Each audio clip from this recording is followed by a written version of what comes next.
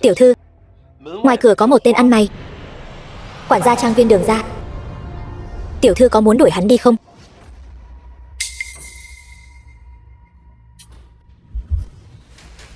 Chào nàng. Nàng chính là Đường Vũ San phải không? Ta tên là Diệp Hiền, là người ông nội phái tới bảo vệ nàng.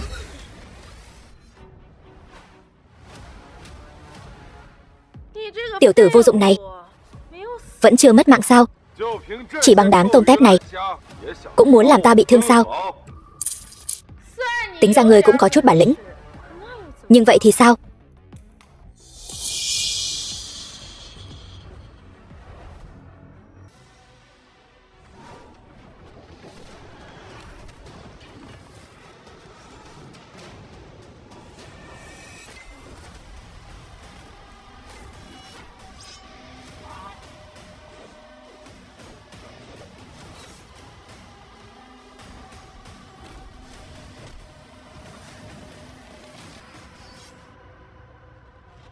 Vũ San, Vũ San, ta đưa nàng đi bệnh viện ngay. Không kịp nữa rồi, ta bị thương quá nặng. Kiếp sau, chàng hãy bảo vệ ta nữa, được không? Vũ San, Vũ San, Vũ San.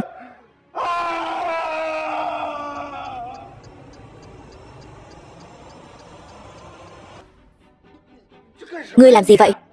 Ta không có đụng vào nàng ấy mà. Ngươi là ai? Sao dám xông vào Đường gia? Cút ra ngoài. Diệp Hiền, lần này ta sẽ không để ngươi rời xa nữa. Đường tiểu thư, chúng ta hình như là lần đầu gặp mặt, nhưng nếu nàng cứ như vậy, ta sẽ không khách khí đâu. Bỏ bàn tay bẩn thỉu của ngươi ra. Tiểu thư, đây là làm gì vậy? Thôi được rồi, ngươi ra ngoài trước đi, nghe thấy chưa? Tiểu thư bảo ngươi cút ra ngoài. Ta bảo ngươi ra ngoài. Nếu ông trời cho ta sống lại một đời, ta muốn cùng ngươi bắt bọn chúng trả giá. Ngươi biết nói tiếng bụng sao? Không phải, ta tên là Diệp Hiền, là vệ sĩ ông nội phái tới bảo vệ nàng. Kiếp trước sao ta không phát hiện ra? Diệp Hiền lúc nghiêm túc lại, đẹp trai như vậy chứ, không phải nói tiếng bụng. Đây là thật độc tâm.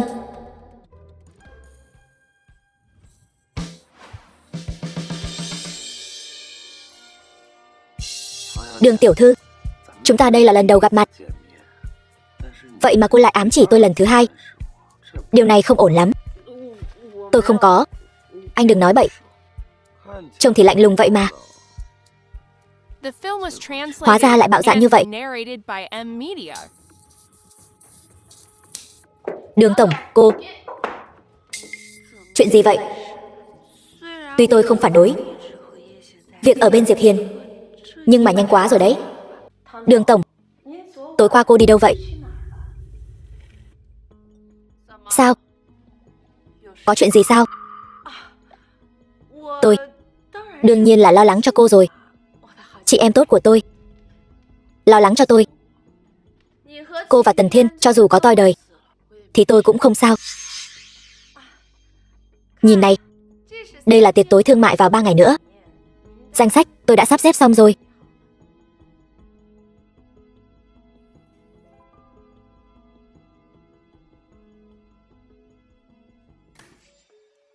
Cô thấy bản kế hoạch này thế nào? Chị em, bữa tiệc thương mại này tổng đốc sẽ đầu tư 100 tỷ. Số tiền này đối với chúng ta, Đường thị vô cùng quan trọng. Kiếp trước, chính là sau khi nhận được khoản đầu tư 100 tỷ này, Chu Đại và Tần Thiên đã làm giả sổ sách, chuyển tiền, khiến tập đoàn thậm chí không trả nổi lương. Kiếp này vẫn còn muốn lừa tôi sao? Cái thứ gì vậy? Lương cũng không trả nổi. Vậy thì không được. Xin lỗi, hơi kích động. Đường tổng, khoản đầu tư này không nên đầu tư. Anh là ai? Đâu đến lượt anh lên tiếng. Tôi là vệ sĩ riêng của Đường tổng. Một tên vệ sĩ nhỏ bé, vậy mà dám ở trong một quyết định thương mại quan trọng như vậy, nói nhăng nói cuội. Anh cũng xứng sao? Thôi được rồi, có nên đầu tư cái này hay không? Tôi cần phải suy nghĩ thêm. Không phải. Chị em, cô còn gì phải cân nhắc nữa. Chỉ cần số tiền này vừa vào tài khoản, Đường thị chúng ta sẽ bay lên trời. Chu đại, Chu đại, hiểu cho rõ. Tập đoàn Đường thị họ Đường, không phải họ Chu. Tôi đưa ra quyết định gì? Cần phải giải thích với cô sao? Mời. Chị em, tôi khuyên cô vẫn nên cân nhắc kỹ lưỡng. Đừng để những kẻ ách ngồi đáy giếng, rác rưởi vô dụng, làm lỡ mất việc chính.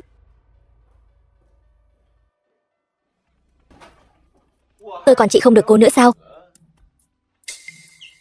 Diệp Hiên, Diệp Hiên, anh có phải là có dị năng không vậy? Dị năng? Nghĩ gì thế? Vậy tại sao tôi lại cảm thấy anh luôn có thể nhìn thấu suy nghĩ trong lòng tôi, giống như con giun trong bụng tôi vậy. Tôi vừa mới nghi ngờ Chu đại có phải đang lừa tiền tôi không? Sau đó anh liền nổi giận. Đường tổng, thật ra tôi biết thuật xem tướng. Con mụ đó nhìn là biết không giống người tốt rồi. Nói bậy bạ. Nhưng mà thấy vừa nãy anh biểu hiện tốt, tôi đồng ý để anh làm hộ vệ của tôi. 1 tháng 100.000. Làm hộ vệ thân cận của ta 24 giờ.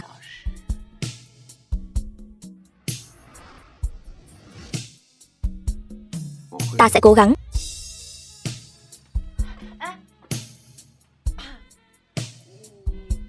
Ngươi đi đâu? Đi thay bộ đồ. Không thể để ngươi mất mặt được.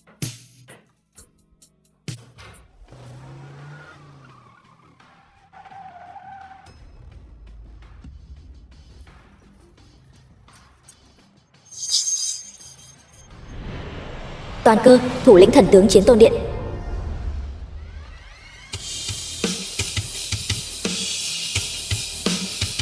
Không phụ sứ mệnh, san bằng oa quốc. Toàn cơ thủ lĩnh thần tướng Chiến Tôn Điện, mang theo thẻ đen tối thượng, bái kiến điện chủ. Bái kiến điện chủ.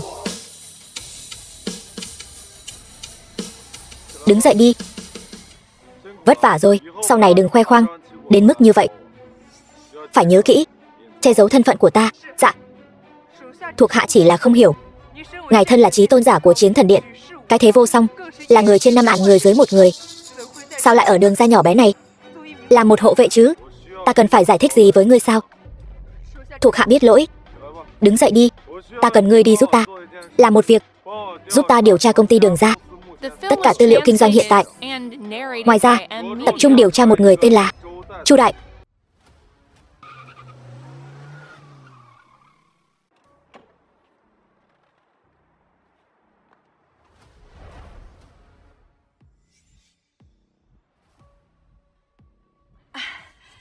Vũ San, sao ngươi lại đến công ty? Sao? Công ty Đường ra của ta còn không thể đến sao? Không, ta chỉ là cảm thấy từ sau khi cha mẹ ngươi qua đời, ngươi vẫn chưa từng đến công ty. Ta chỉ là cảm thấy hơi đột ngột. Cha mẹ ta cũng là người ngươi có thể nói sao? Chu đại, ngươi thật sự quên mình là ai rồi, phải không? Đừng tưởng đứng ở vị trí cao lâu rồi thì tưởng mình thật sự họ Đường.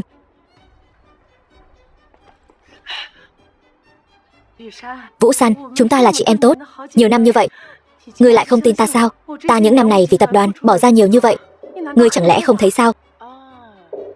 Vậy sao? Sắp xếp báo cáo tài chính năm nay gửi đến văn phòng của ta. Vâng, ta muốn xem thư ký Chu của chúng ta đã bỏ ra bao nhiêu công sức cho Đường thị đây. Ngươi có ý gì? Thư ký Chu hết lòng tận tụy.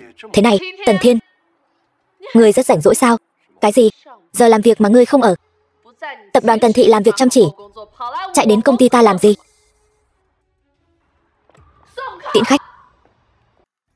Ai vậy? Không biết, vào phải gõ cửa sao? Diệp Hiên, sao huynh lại đến đây? Ta là vệ sĩ kề cận ngươi 24 giờ mà. Ta không đến thì ai đến bảo vệ ngươi? Bảo vệ thân cận cũng không cần phải gần thế này chứ. Hơn nữa, đây là công ty. Huynh chú ý một chút hình tượng cá nhân. Diệp Hiền mặc âu phục, Lại đẹp trai thế này. Kiếp trước sao ta lại không phát hiện ra nhỉ? Mất mạng rồi. Mới có cảm giác rung động. Ngươi muốn làm gì vậy? Sao mặt ngươi đỏ thế? Có phải bị sốt rồi không?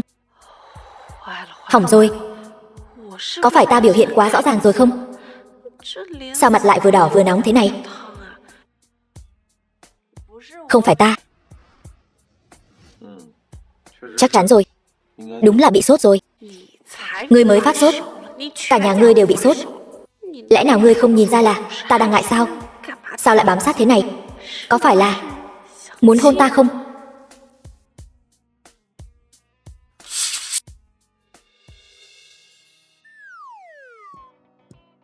Đây là thư mời dự tiệc rượu của Tổng đốc. Ta thiếu một bạn nam đi cùng. Ngươi đi với ta. Không được, từ chối. Được, ngươi nói gì ta nghe nấy. Miễn là đừng trừ lương của ta. Diệp Hiên, trong lòng ngươi chỉ có lương thôi phải không?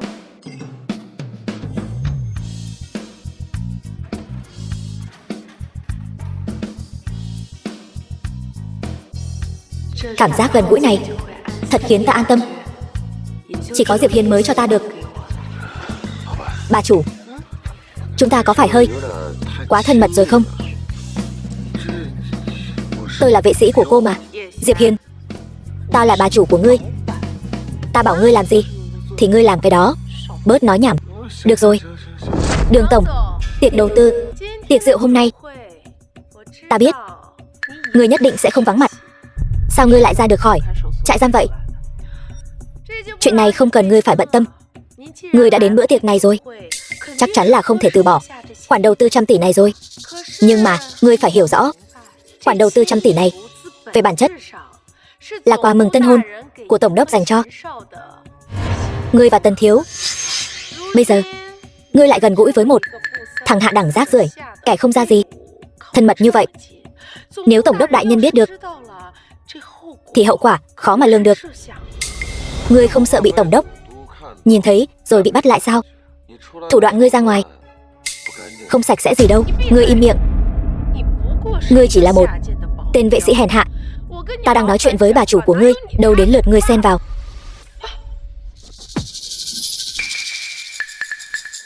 Người của ta cũng là thứ ngươi có thể nói sao? Vũ San, mấy ngày không gặp, nóng tính thế. Đừng có kêu thân mật như vậy, tôi thấy kinh tởm. Vũ San, tôi không hiểu tại sao mới một tuần trước chúng ta vẫn còn rất ân ái, mà giờ cô lại đối xử lạnh nhạt với tôi như vậy. Phải, Đường tổng, dù có nói gì đi nữa thì cô cũng là người đã đính hôn với Tần Thiếu rồi. Vậy mà giờ lại ve vãn với một tên bảo vệ hèn mọn, có phải là quá mất mặt không? Xét về gia thế, Tần Thiếu là người thừa kế của tập đoàn Tần Thị, tài sản chục tỷ. Xét về nhân phẩm, Tần Thiếu lại càng là nhà từ thiện nổi tiếng. Đường tiểu thư trước khi đính hôn mà đã công khai ngoại tình như vậy, e là không ổn đâu. Tôi ngoại tình? Nói nặng lời rồi. Cái này, Vũ San, bất kể em làm gì, tôi cũng sẽ tha thứ cho em. Bởi vì trong lòng tôi chỉ có em. Vũ San, em và tôi mới là một cặp trời sinh. Anh yêu em. Lấy anh ta đi. Lấy anh ta đi. Lấy anh ta đi. Kiếp trước tôi bị mấy lời đường mật này lừa gạt rồi. Cái bộ mặt giả tạo này thật kinh tởm.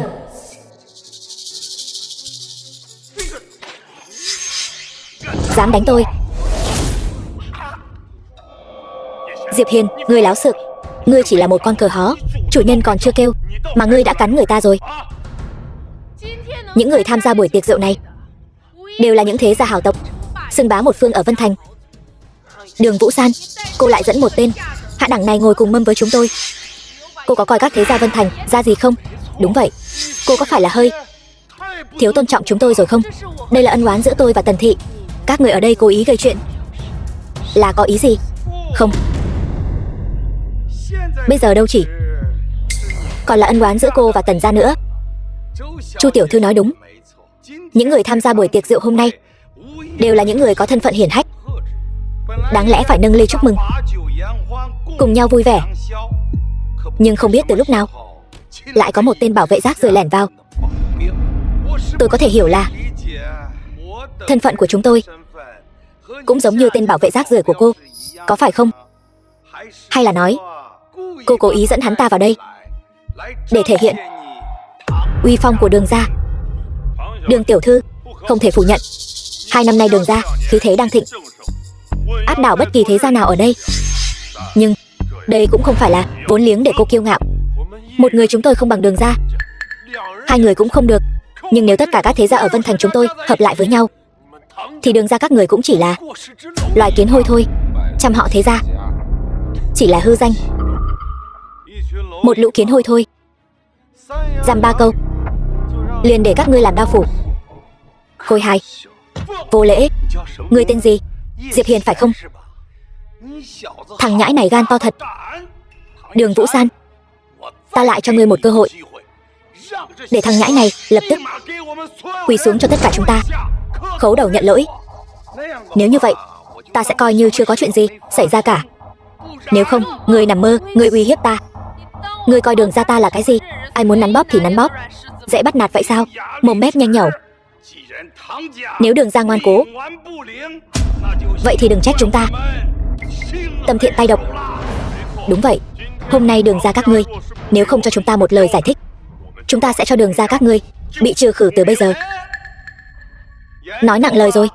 Tất cả những chuyện này đều là vì Đường Vũ San và tên vệ sĩ này tự ý làm bậy mà thôi. Vũ San, chỉ cần nàng đồng ý gả cho ta, mọi người chắc chắn sẽ nể mặt ta, sẽ không giận chó đánh mèo lên. Đường gia các ngươi muốn cưới ta, kiếp sau đi. Chư vị, từ hôm nay trở đi, ta Đường Vũ San và Tần Thiên hôn ước hủy bỏ. Đường thị và tập đoàn Tần thị như nước và lửa, ân đoạn nghĩa tuyệt.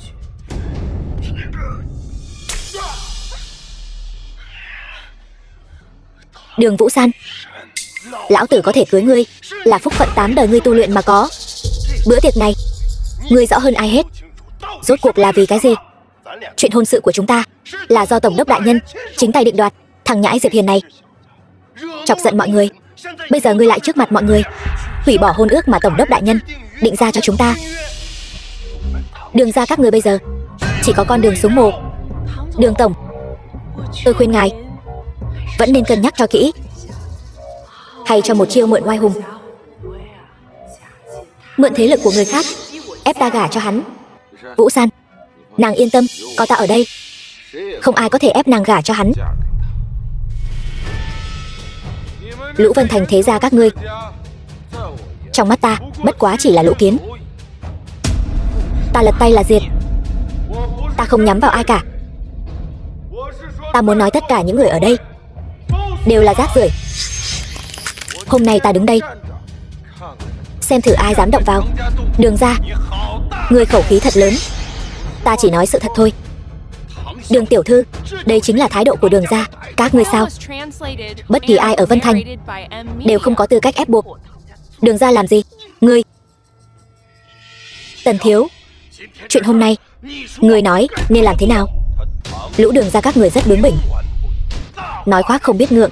Cô ta không chỉ không coi Vân Thành chúng ta mấy cái hào môn này ra cái gì, mà còn không coi Tổng đốc đại nhân ra gì. Nếu Tổng đốc đại nhân biết chuyện, nhất định sẽ nổi trận lôi đình. Theo tôi thấy, không bằng chúng ta liên thủ, hôm nay liền bắt Đường Vũ San và tên rác rưởi vô dụng này lại. Như vậy cũng coi như không phụ lòng mọi người, cũng coi như không phụ lòng Tổng đốc đại nhân. Tổng đốc đại nhân đến.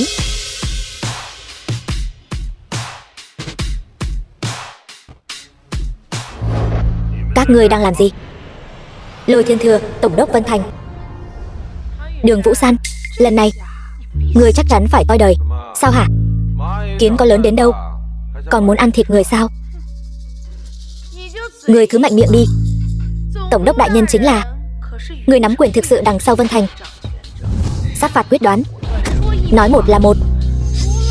Ngoại trừ vị đại nhân thần bí của Chiến Tôn Điện gia, Lôi tổng đốc chính là trời của Vân Thành. Cho dù nhà họ Đường các ngươi có nền tảng thâm hậu đến đâu, trước mặt tổng đốc đại nhân cũng chỉ như lật bàn tay.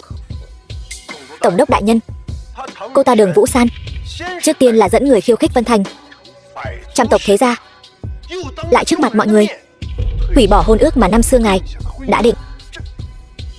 Đây rõ ràng là không coi ngài ra cái gì cả. Vũ San chất nữ, thật sự có chuyện này sao? Tổng đốc đại nhân, tất cả chúng tôi đều tận mắt chứng kiến. Nhà họ Đường bây giờ thật sự muốn tạo phản rồi. Vũ San chất nữ, năm đó ngươi bằng mọi cách muốn gả cho Tần Thiên, lão phu đã đồng ý, còn đầu tư trăm tỷ tổ chức tiệc rượu mừng cho hai người. Vậy mà bây giờ ngươi muốn hủy hôn sao? Tổng đốc đại nhân, tôi cho rằng là nhà họ Đường tự cho mình đã có đủ năng lực muốn thay thế ngài.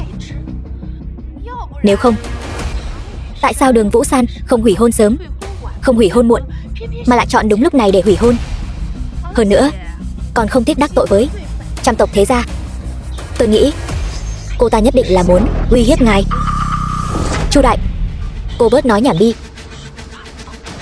Tổng đốc đại nhân, tôi thấy Chu tiểu thư nói rất có lý. Đường Vũ San, ta thật sự quá thất vọng về ngươi. Năm đó khi cha ngươi mất mạng, bản đốc đã rất chiếu cố ngươi. Bản đốc cứ tưởng ngươi sẽ biết ơn, không ngờ ngươi lại vong ân bội nghĩa như vậy. Sao hả? Ngươi thật sự cho rằng nhà họ Đường các ngươi có thể chống lại bản đốc sao? Tổng đốc đại nhân, khi cha tôi còn sống luôn hợp tác với ngài. Tôi Đường Vũ San là hạng người như thế nào, ngài nên rất rõ ràng. Hôm nay chỉ bằng 2 câu nói của con tiện nhân này, ngài liền muốn dễ dàng phủ nhận bao nhiêu năm nỗ lực của ta sao? Nhưng sự thật bày ra trước mắt là các người nhà họ Đường làm việc không coi ai ra gì, tự cao tự đại, hành sự cuồng vọng. Ta mà không cho ngươi chút bài học, ngươi liền leo lên đầu lên cổ bổn đốc rồi. Người đâu? Tống cổ Đường Vũ San ra ngoài cho ta. Từ nay về sau trục xuất khỏi hàng ngũ thế gia bách tộc, đánh xuống làm thường dân. Trăm tỷ đầu tư đó liền tặng cho Tần thiếu, cứ coi như là bồi thường hủy hôn đi. Tạ tổng đốc đại nhân. Lão già, người thật sự là lợi che mở mắt, đen trắng bất phân sao? 100 tỷ này bồi thường cho nhà họ Tần, ngươi lú lẫn rồi sao? Thằng nhóc nhà ngươi nói gì đó, sao ngươi không hỏi Vũ San tại sao muốn cùng tên rác rưởi này hủy hôn chứ?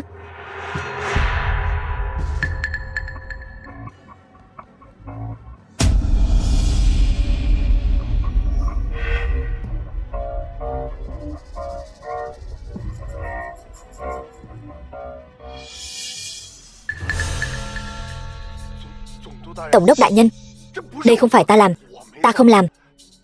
Bức ảnh này là ảnh ghép, sao không gỡ xuống được? Nhầm rồi.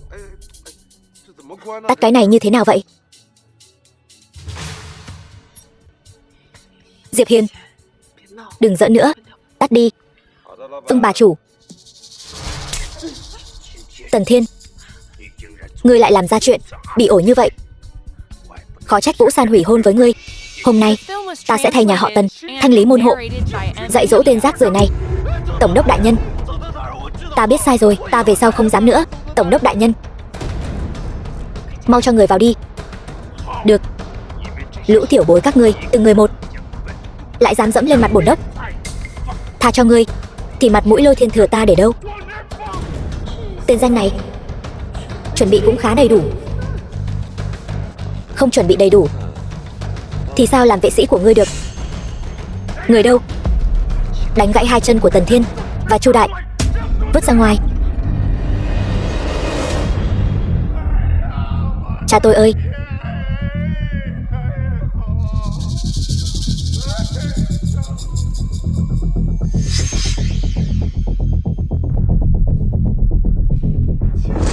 Thanh Thiên đại lão gia ơi, ngài phải làm chủ cho chúng tôi. Tập đoàn Đường Thị bọn họ ép mua ép bán, bọn họ thuê một đám du côn đánh cha tôi mất mạng. Ngươi đừng ngậm máu phun người. Tập đoàn Đường Thị chúng ta tuyệt đối không thể làm ra loại chuyện này. Ngài xem, cô ta còn muốn trả thù tôi. Ngươi cứ nói toạc ra, có ta ở đây, bọn họ không dám làm gì ngươi đâu. Bọn họ thừa dịp nửa đêm cưỡng chế phá rỡ nhà tôi, vợ tôi. Còn đứa con gái vừa tròn tháng của tôi đều mất thảm trong đó. Đường Vũ San, ngươi thật to gan. Đường ra các ngươi là công ty hay là xã hội đen? Được đấy. Thời cơ vừa đúng lúc. Muộn thêm chút nữa thì cả hai chúng ta đều bỏ mạng ở đây rồi. Tổng đốc đại nhân, đường ra chúng tôi kinh doanh nhiều năm, tuyệt đối không thể làm ra loại chuyện đê tiện như vậy. Nhất định là có kẻ vu khống hãm hại, gài bẫy đường ra chúng tôi. Ý ngươi là ta đang lừa ngươi sao? Cha ta hiện đang nằm trong quan tài kìa. Hay là ta mở ra cho ngươi xem? Mở? Đương nhiên là phải mở rồi. Ngươi không mở, ta sẽ giúp ngươi mở. Không được động vào quan tài của cha ta. Không đúng. Chính là hắn. Chính là hắn đã đánh cha ta mất mạng. Được lắm, vậy ta sẽ tự mình mở cái quan tài này. Hỏi cha ngươi xem có phải ta ra tay hay không. Dừng tay. Ai cho phép ngươi vô lễ như vậy? Đồ ngu xuẩn. Bên trong căn bản chẳng có ai cả. Tổng đốc đại nhân, đường ra tội ác tày trời, tội không thể tha thứ. Ở đây còn chưa đến lượt ngươi ngậm máu phun người. Chuyện ngươi ve vãn chúng ta vẫn chưa tính sổ xong đâu. Ta và Tần thiếu gia cùng lắm chỉ là tư đức có khuyết điểm. Chúng ta chưa từng làm hại bất kỳ bá tánh nào. Còn ngươi Đường Vũ San, phá nhà người ta, cướp của hại người, tội ác chồng chất. Đúng vậy tổng đốc đại nhân. Ngài cai quản Vân Thành bao nhiêu năm nay, ai ai cũng ca tụng đường không nhặt của rơi, đêm không cần đóng cửa. Thế mà giờ đây Vân Thành này lại xuất hiện một kẻ ức hiếp dân lành, coi thường pháp luật. Điều này khiến bách tính Vân Thành nhìn chúng ta thế nào? Nhìn ngài tổng đốc đại nhân ra sao? Đúng, tổng đốc đại nhân nhất định phải nghiêm trị đường ra, cho bá tánh một lời giải thích. Đường ra không trừ, Vân Thành khó giữ. Tần gia chúng tôi khẩn cầu tổng đốc đại nhân ra tay tiêu diệt đường ra, lấy đó làm gương. Ta Lý Phi Hổ Lý gia khẩn cầu tổng đốc đại nhân ra tay tiêu diệt đường ra, lấy đó làm gương. Triệu Hào Cường, Triệu gia Nam Hồ, ta Tôn Thiên Nhạc, Tôn gia Bắc Thành, ta Đồng Hạo Nam, Đồng gia Tây Thành thỉnh cầu tổng đốc đại nhân ra tay tiêu diệt đường ra, lấy đó làm gương. Ngươi thật là bịa đặt trắng trợn, đạo đức giả. Nếu không phải ta sớm có chuẩn bị, e rằng đều sẽ bị các ngươi gài bẫy rồi. Vào đi.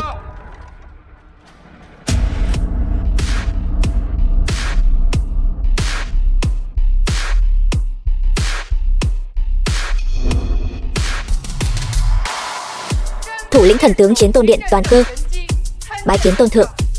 Bái kiến tôn thượng. Diệp Hiền, ngươi làm cách nào thuyết phục Đường Vũ San mời một diễn viên đến phối hợp các người diễn trò? Đường tổng dùng thủ đoạn hèn hạ như vậy thật là mất mặt. Chiến Tôn đại nhân, đó là người đứng dưới một người trên vạn vạn người. Ngay cả quốc chủ đại nhân cũng phải nể mặt 3 phần. Các ngươi chỉ là thứ dân đen, tìm một đám quần chúng muốn mạo danh Chiến Tôn đại nhân. Người thật là si tâm vọng tưởng, côn trùng thấp kém, sao biết chân long. Nếu người thật sự là Chiến Tôn đại nhân của Chiến Thần Điện, sao lại cam chịu ở một đường ra nhỏ bé làm vệ sĩ cho? Đường Vũ San, người thật sự là biết cách làm dạng danh mình, một lũ phế vật. Tôn thượng làm việc cần gì phải giải thích với các ngươi? Ta thấy là không dám giải thích. Chiến Tôn đại nhân trấn giữ biên cương, một kiếm lui địch 3000 dặm. Đó là thần hộ mệnh của đại hạ chúng ta, là người mà nhân dân đại hạ chúng ta kính ngưỡng. Còn các ngươi mạo danh Chiến Tôn đại nhân, đó chính là đứng về phía đối lập với con dân đại hạ ta. Tổng đốc đại nhân, nếu hôm nay không lấy mạng tên tiểu tử này, Chiến Tôn đại nhân nổi giận sẽ máu chảy thành sông. Cho dù quốc chủ có đến cũng phải gật đầu phối hợp. Đến lúc đó Vân Thành chúng ta sẽ vạn kiếp bất phục. Tổng đốc đại nhân, ngài còn chờ gì nữa? Không lấy mạng hắn, đợi Chiến Tôn điện biết được chuyện như vậy, chúng ta sẽ thật sự tiêu đời. Đường Vũ San, ngươi và bảo tiêu của ngươi phạm tội tày trời, chắc chắn phải mất mạng. Dù thân có đến cũng không cứu được các ngươi. Dưới Cửu Tuyền, hãy chuyển lời tới cha mẹ ngươi. Ta cũng là bất đắc dĩ mới làm vậy. Ban bố chiếu chỉ tru sát đường ra, tức khắc bị loại bỏ.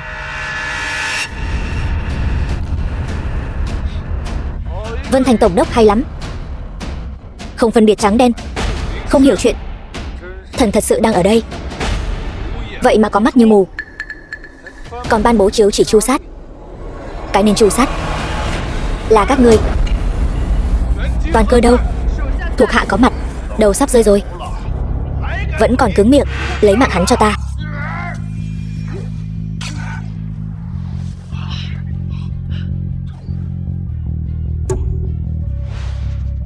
Mở to mắt của các ngươi ra, nhìn cho rõ ràng. Chiến tôn lạnh đây. Gặp thì quỳ xuống. Quả nhiên là chiến tôn lạnh. Diệp Hiền lại là chiến tôn. Kiếp trước ta rốt cuộc đã làm gì vậy? Sao cái gì cũng không biết? Ai biết trong đầu ngươi đang nghĩ cái gì? Không thể nào, tuyệt đối không thể nào. Ta đã điều tra tên tiểu tử này, hắn chỉ là tên nhà quê làm ruộng. Sao có thể có chiến tôn lạnh? Chiến tôn lạnh của hắn nhất định là giả mạo. Lười nói nhảm với ngươi. Hôm nay ta sẽ tự tay mở cỗ quan tài này, xem bên trong quan tài này rốt cuộc có oan khuất gì không. Diệp Hiền, nếu không có, hôm nay nhà họ Tần các ngươi chắc chắn diệt tộc.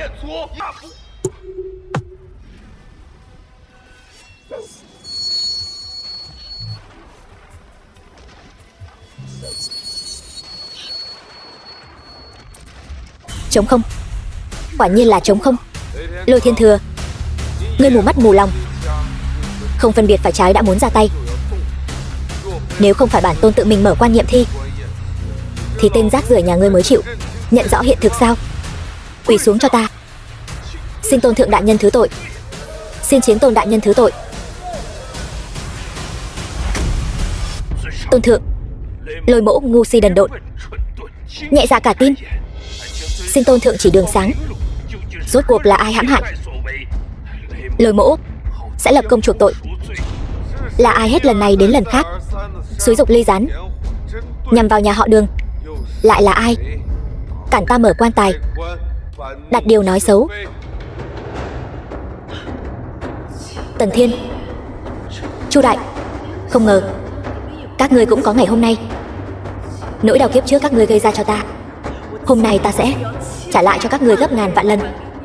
Lôi Thiên Thừa, nên làm thế nào? Ngươi nên biết. Xin tôn thượng yên tâm, hai nhà Tần Chu tịch thu diệt tộc, mất chưa hết tội. Ta nhất định sẽ lăng trì hai người này, trừng trị nghiêm khắc. Tổng đốc đại nhân, Diệp đại ca, tôi sai rồi, tôi không dám nữa. Tôi cầu xin anh tha cho tôi. Vũ San, xem như tình nghĩa chị em tốt bao năm qua của chúng ta, cô tha cho chúng tôi đi. Trời gây họa còn có thể tránh, tự gây họa không thể sống. Đây là do các người tự chuốc lấy. Cút đi. Bà chủ, cảnh tượng tiếp theo hơi máu me, không thích hợp cho mỹ nữ như cô xem. Chúng ta đi thôi.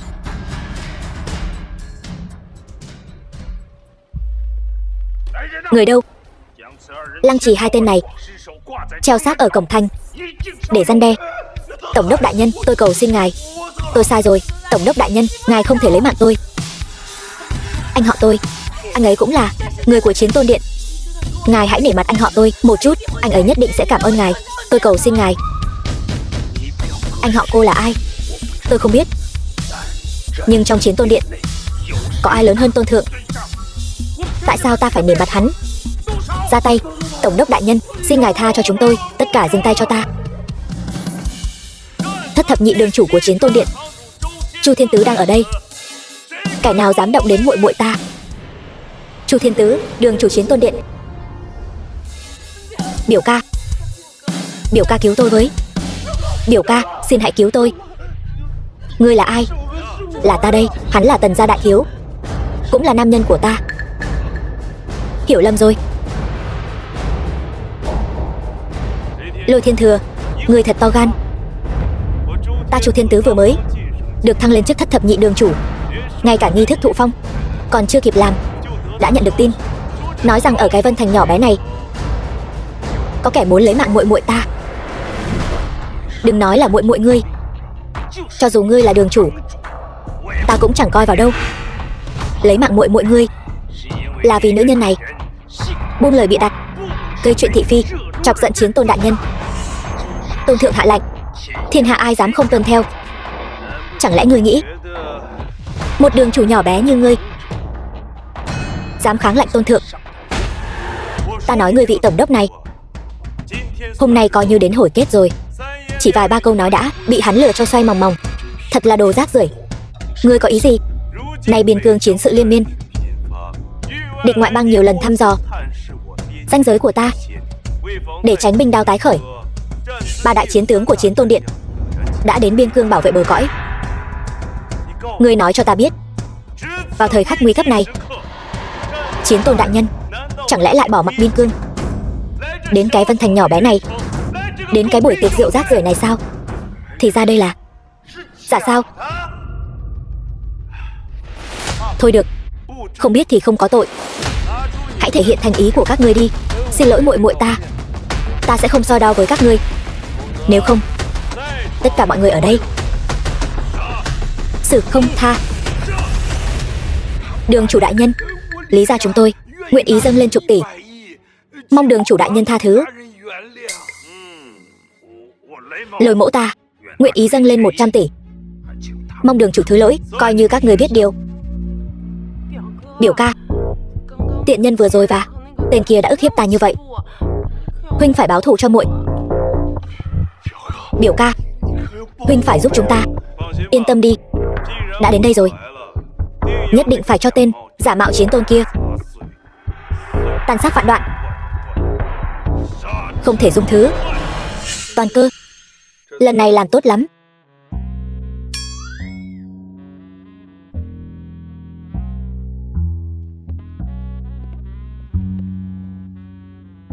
Đại thù đã báo, tâm trạng này thật sự tốt không thể tả.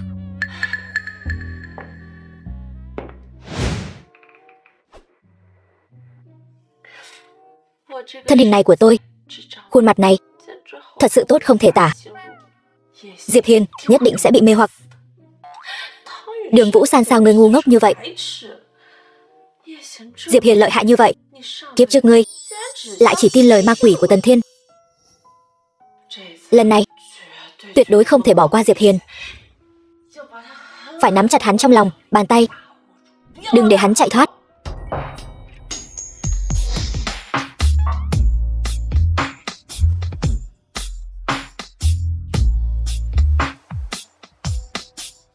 Đồ lưu manh.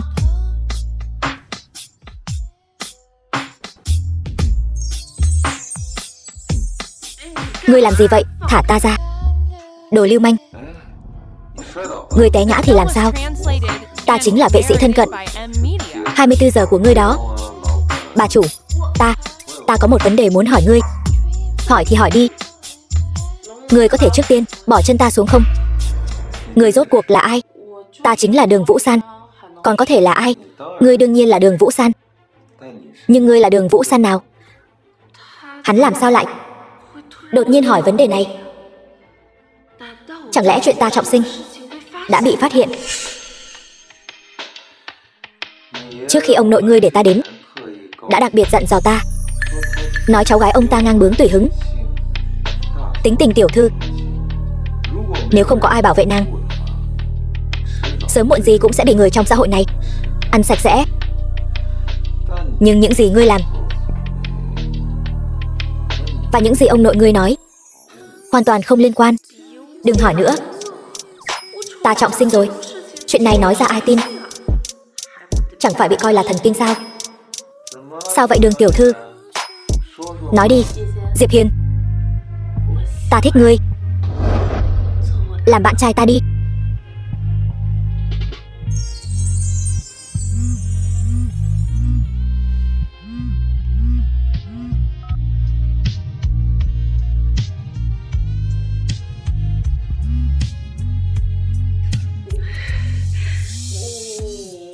Hay là ngươi nghe điện thoại trước đi, lỡ là chuyện gấp. Ta mặc kệ ngươi là ai, ngươi tốt nhất là có việc.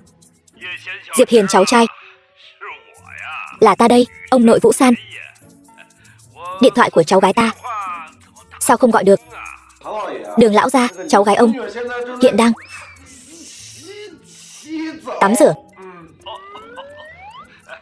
Cái gì cơ? 2 ngày nữa, Đường gia có buổi họp mặt nhỏ. Khi đó, ngươi nhớ dẫn Vũ San cùng đến nhé. Được. Hỏng rồi, sinh nhật 80 tuổi của ông nội. Sao ta lại quên mất? Chuyện này, ông nội, ông nhất định phải tự tay mở ra. Đường Vân Thiên, gia chủ Đường gia. Ông nội, ông nội, ông nội, đừng làm con sợ. Ông nội. Không được, ta nhất định phải ngăn ông nội mở món quà đó. Quà gì? Con bé này từ khi trọng sinh trở về, lần nào nói cũng trúng. Chẳng lẽ bữa tiệc lần này còn có âm mưu gì sao?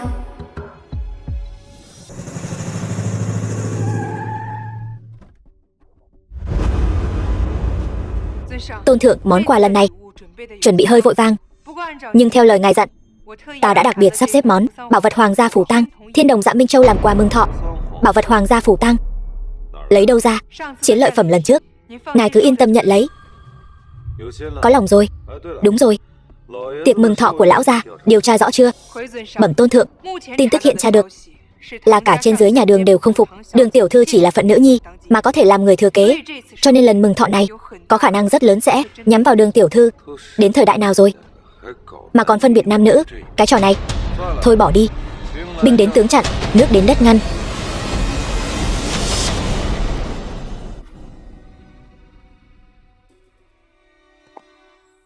Đi thôi.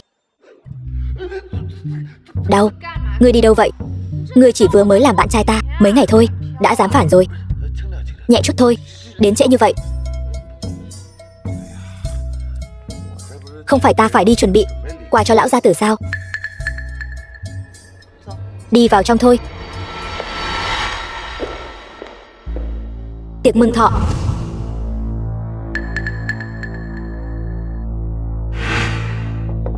Biểu muội.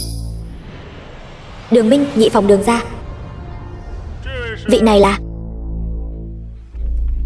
bạn trai của ta, Diệp Hiền. Thì ra người đã hủy hôn với Tần thiếu rồi làm loạn trong đó. Đường Hạo, tam phòng Đường gia. Chỉ vì cái tên ăn bám vô dụng này sao? Đường Hạo, ngươi có ý gì? Có ý gì là sao? Ngươi có biết không, việc ngươi phá hủy hôn ước đã mang lại cho Đường gia rất nhiều tổn hại. Ta khuyên ngươi nên thu lại cái tính tiểu thư của mình đi, đến trước cửa Tần gia mà xin lỗi. Em gái, chúng ta đều là nữ nhi, ta sẽ không khách khí mà nói. Đường Thu, tứ phòng Đường gia. Một bảo bối như Tần đại thiếu gia ngươi không chọn, vậy mà lại nhất quyết chọn một gã la lịch bất minh như này. Ngươi đúng là thích hạ thấp thân phận mình để mà ở bên cạnh loại rác rưởi vô dụng này. Diệp Hiền, tát miệng. Được thôi. Các ngươi từng đứa một ở nhà Đường, ăn không ngồi rồi thì có tư cách gì chất vấn sự lựa chọn người thừa kế của ta? Còn dám ở đây nói bậy. Kể từ hôm nay tống cổ khỏi nhà Đường. Đường Vũ San, ngươi còn chưa trở thành gia chủ mà đã dám ngông cuồng như vậy. Không coi trưởng bối ra gì, vô pháp vô thiên. Không coi trưởng bối ra gì, vô pháp vô thiên. Diệp Hiền chính là điện chủ Chiến Tôn Điện. Các ngươi không quỳ xuống hành lễ thì thôi đi, còn ở đây ăn nói sắc sược, bị vài cái tát còn coi là nhẹ. Chiến Tôn đại nhân, cô ta tin, cô ta thật sự tin rồi. Các ngươi có ý gì? Đường Vũ San, ngươi cũng khá lắm. Hắn ta đại náo tiệc rượu của tổng đốc, mạo danh Chiến Tôn, bây giờ đã ồn ào khắp nơi, ai ai cũng biết. Chỉ có ngươi còn bị che mắt, cứ nhất quyết coi tên này như bảo bối. Đến lúc đó chuyện này nếu thật sự truyền đến Chiến Tôn Điện, đến tai nhân vật lớn thật sự, ngươi còn có thể nhảy nhót được mấy ngày. Ta khuyên ngươi nên từ bỏ chuyện người thừa kế đi.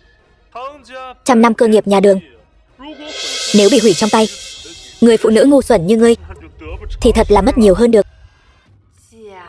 Chiến Tôn giả mạo, ngươi tin ai? Ta đương nhiên tin ngươi. Thật giả không lẫn vào đâu được, giả thật không lẫn vào đâu được. Nhưng điều đó không ảnh hưởng đến việc ta đánh các ngươi. Cút ngay cho ta. Mấy hôm trước, một vị đường chủ của Chiến Tôn Điện vừa từ tiền tuyến trở về Vân Thành. Ông ta nói vô cùng rõ ràng, Hiện nay chiến sự biên giới phía Bắc căng thẳng. Chiến tôn đại nhân đã sớm dẫn theo 3 vị đại chiến tướng trấn giữ biên giới phía Bắc. Sao người không đi? Biên giới phía Bắc, mấy tên tép diêu đó còn chưa đáng để ta đích thân ra tay. Nhân tiện nói cho người biết, đi không phải là 3 đại chiến tướng, mà là 2. Nói người vài câu, ngươi còn lên mặt. Ngươi thật sự tưởng chúng ta không biết âm mưu của ngươi sao? Chẳng qua chỉ là lừa Đường Vũ San lên giường, làm bạn trai của cô ta, rồi dựa vào cành cao nhà Đường của ta bay lên cành cao Hóa Phượng Hoàng. Ngươi toàn những lời ngon tiếng ngọt, lừa gạt Đường Vũ San này cũng coi như là xong đi. Lừa gạt chúng ta không đời nào. Chỉ bằng đợi chiến tôn điện tìm đến Đường ra, không bằng chúng ta phế người trước, đưa ngươi qua đó. Biết đâu đại nhân chiến tôn điện còn nhìn Đường ra chúng ta với cặp mắt khác xưa. Đường ra chúng ta còn có thể bay lên trời cao. Cho dù Diệp Hiền thật sự mạo danh chiến tôn, cũng là vì cứu ta. Ta nghĩ ta dù có liều mạng này cũng phải bảo vệ hắn. Gia chủ lạnh tại đây, ta xem ai dám động thủ. Lão gia tử lại đem gia chủ lạnh giao cho ngươi. Ta vốn là người thừa kế gia chủ, gia chủ lạnh ở trong tay ta. Có vấn đề gì sao? Nghi thức kế thừa còn chưa cử hành, cho dù ngươi có gia chủ lạnh cũng không tính là gia chủ.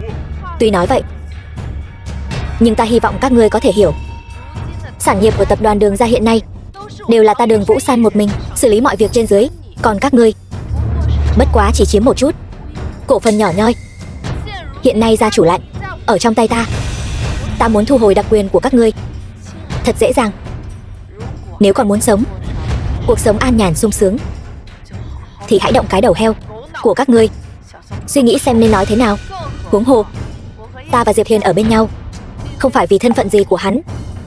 Nếu thật sự xảy ra chuyện gì, tai họa ngập đầu, ta cũng sẽ cùng hắn cùng nhau đối mặt với khó khăn, cùng nhau xuống mồ. Đường Vũ San, người vảnh tai lên, nghe cho rõ. Đường gia ta truyền thừa 100 năm, dựa vào chính là mọi người bình đẳng. Đường gia này còn chưa phải do một mình ngươi quyết định. Đừng có lúc nào cũng đường gia này nọ, các ngươi không đại diện được. Nếu Đường gia đến lúc đó thật sự xảy ra chuyện gì, các ngươi e rằng từng người chạy nhanh hơn ai hết. Ngươi hiện tại còn chưa kế thừa vị trí gia chủ, đã độc đoán chuyên quyền như vậy. Nếu có một ngày ngươi thật sự kế thừa, vậy Đường gia này còn có chỗ dung thân cho chúng ta sao? Rõ ràng là vì lợi ích của mình, còn nói được đàng hoàng như vậy. Mặt các ngươi cũng dày thật. Ta đề nghị phế bỏ thân phận người thừa kế của Đường Vũ San, chuyển giao cổ phần của nàng cho chúng ta. Sau đó đuổi 2 tên này ra khỏi Đường gia. Ai tán thành, ai phản đối? Ta đồng ý. Ta cũng đồng ý. Đồng ý, đồng ý. Các ngươi muốn tạo phản sao? Tạo phản thì không đến mức. Chẳng phải vì ngươi Đường Vũ San không giữ quy củ khiến Đường gia trên dưới phẫn nộ sao? Đây là hình phạt dành cho ngươi. Phạm lỗi phải nhận, chịu đòn cho vững. Ngươi tự ngoan ngoãn giao gia chủ lạnh ra đây, hay là để chúng ta tự lấy? Thật là vô nghĩa. Các ngươi sỉ nhục ta như thế nào ta mặc kệ. Dù sao các ngươi cũng là thân tộc của Vũ San, bắt nạt các ngươi thật mất mặt. Nhưng bây giờ các ngươi đã phạm phải tội tay trời. Nếu còn không cút ngay thì đừng trách ta trở mặt vô tình. Chư vị khó mà thoát khỏi mất mạng. Bọn ta phạm tội gì? Ngươi đừng ngậm máu phun người. Cho dù bọn ta có tội, cũng không đến lượt ngươi khô môi múa mép. Tội của các ngươi có 3. 1. Bịa đặt thị phi chia rẽ ly gián, xúi dục kích động. 2. Vu khống bịa chuyện, có mắt như mù. 3. Quan trọng nhất là bắt nạt nữ nhân của ta. Tội không thể tha.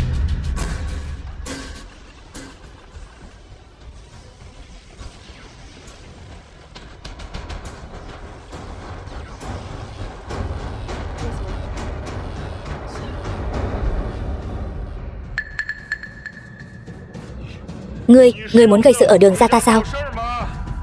Đường Vũ San, hôm nay là thọ yến của ông nội, lại dẫn một tên đàn ông đến gây rối. Ngươi có ý đồ gì? Các ngươi đừng ngậm máu phun người. Là các ngươi khiêu khích Diệp Hiền trước. Nếu không phải ta ngăn cản hắn, các ngươi đã sớm thành thi thể rồi. Người đâu? Lên cho ta. Bắt tên này lại cho ta. Sao? Còn muốn thử lại sao? Đừng ngông cuồng. Hôm nay ai phế được hắn, đánh gãy chân hắn, ném ra ngoài, ta thưởng 1 triệu. Dừng tay, các ngươi đang làm gì vậy? Ông nội, ông cuối cùng cũng đến rồi. Nếu ông không đến, cháu gái bảo bối của ông sẽ phá nát Đường gia mất. Ông nội, Đường Vũ San không chỉ sẽ bỏ hôn ước với Tần gia, còn dẫn tên rác rưởi này đến đây gây rối. Đúng vậy, tên tiểu tử này còn dám mạo danh Chiến Tôn đại nhân. Nếu cấp trên trách tội xuống, Đường gia chúng ta không gánh nổi đâu. Đường Vũ San, ông nuôi ngươi từ nhỏ đến lớn, ngươi lại dám náo loạn thọ yến của ông như vậy. Quỳ xuống xin lỗi. Ta Đường Vân Thiên vẫn chưa mắt mờ tai lãng.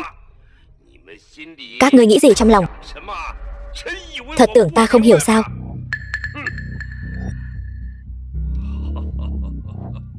Diệp Hiên, đã lâu không gặp, chăm sóc cháu gái ta thật làm khó cháu rồi. Lão gia tử không cần khách sáo, dù sao chúng ta cũng coi như người một nhà. Người một nhà? Cháu và Vũ San. Ông nội, cháu và Diệp Hiên ở bên nhau rồi. Tốt. Ông nội, Đường Vũ San lại cùng tên này ở bên nhau, sao ông lại vui mừng như vậy?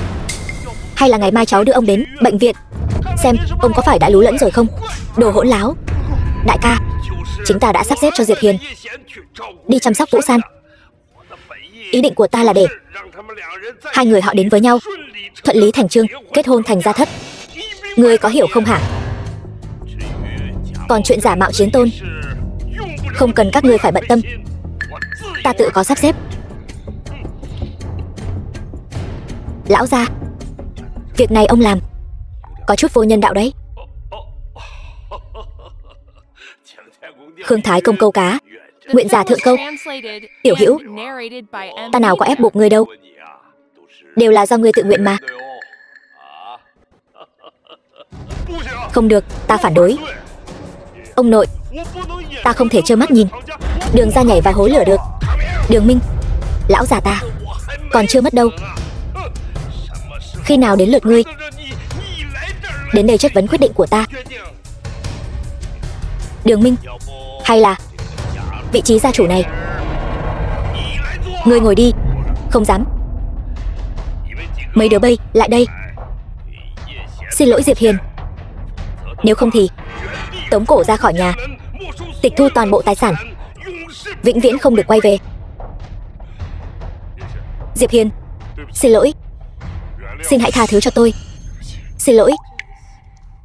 Thôi được rồi, ta sẽ không so đo với lũ nhãi danh các ngươi nữa. Nhưng mà nhớ kỹ, ta sẽ luôn giám sát các ngươi.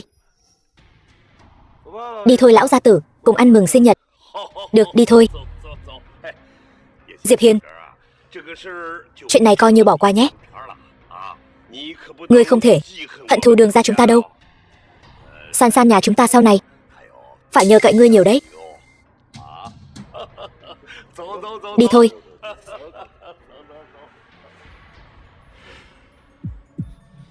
Thật không ngờ lão khổng gia này lại thiên vị Đường Vũ San như vậy. Hắn vô tình thì đừng trách chúng ta vô nghĩa. Dù sao hiện tại cả Đường gia đều không hài lòng với việc Đường Vũ San làm gia chủ. Chi bằng chúng ta nhất quyết không làm và không thoái lui. Biểu ca, ngươi yên tâm, ta đã tẩm độc vào quà rồi. Chỉ đợi lão khổng già kia mở ra, bọn chúng chắc chắn phải mất mạng. Tốt, hôm nay chúng ta sẽ đoạt quyền tạo phản, cho thiên hạ biết Đường gia này không phải của riêng một mình hắn. Xem nào, ta muốn tự tay tiến lão gia lên đường. Đại ca, huynh đi theo ta.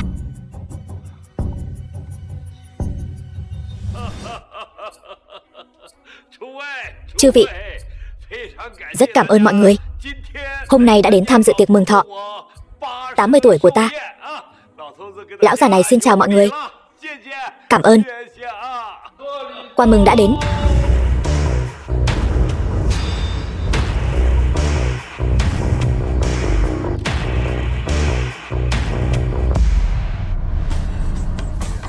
Ông nội, vừa rồi là chúng con nóng vội.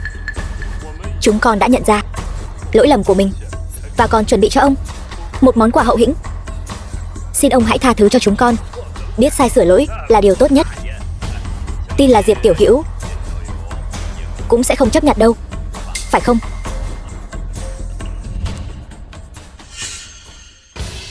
Đường Minh kính biếu một bức tượng phúc tinh bằng vàng ròng, một căn biệt thự 3 tầng thượng thủy, một chiếc Bentley. Chúc ông nội trường thọ trăm tuổi, phúc như Đông Hải. Tốt. Đường Hạo kính biếu một bức tượng thọ tinh bằng vàng ròng, một hộp linh chi ngàn năm, một bình ngọc trai Đông Hải. Chúc ông nội bách độc bất xâm, khỏe mạnh trường thọ. Tốt lắm. Đường Thu kính biếu một bức tượng lộc tinh bằng vàng ròng, một chiếc nhẫn đế vương lục tượng phẩm, một bình sứ mèn lam thời nguyên. Chúc ông nội luôn vui vẻ, hạnh phúc viên mãn. Tốt. Đều đứng dậy hết đi.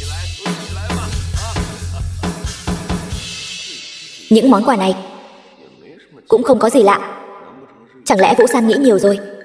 Diệp Hiền, quà của chúng tôi đã tặng xong rồi. Con của anh thì sao? Lấy ra cho chúng tôi mở mang tầm mắt đi. Lẽ nào không chuẩn bị gì sao? Vũ San từ nhỏ đã lớn lên bên cạnh ông nội, thân thiết như người nhà. Dù cô ấy không mang quà đến cũng là điều dễ hiểu. Nhưng cậu là con rể đến từ nơi khác, lần đầu tham gia tiệc thọ của Đường gia chúng tôi, nếu không mang được chút gì đó ra thì đừng trách chúng tôi trở mặt vô tình đấy. Món quà tôi chuẩn bị là bảo vật thế gian, so với mấy thứ tầm thường của các người tốt hơn gấp ngàn vạn lần. Chẳng qua chỉ là một viên nhựa dầm mà cũng đáng để cậu thổi phồng như vậy sao? Đúng vậy, cậu cũng chỉ là một kẻ thấp hèn chưa từng thấy gì trên đời mà thôi. Đường Minh, tin hay không tôi sẽ khâu cái miệng của anh lại đấy. Vũ San, hắn ta Diệp Hiền không chuẩn bị được quà hậu hĩnh thì thôi đi, cùng lắm thì thừa nhận mình không có tiền thôi. Vậy mà hắn ta lại lấy ra một viên nhựa dầm như vậy, còn nói nó là bảo vật nhân gian. Thật là quá đáng rồi.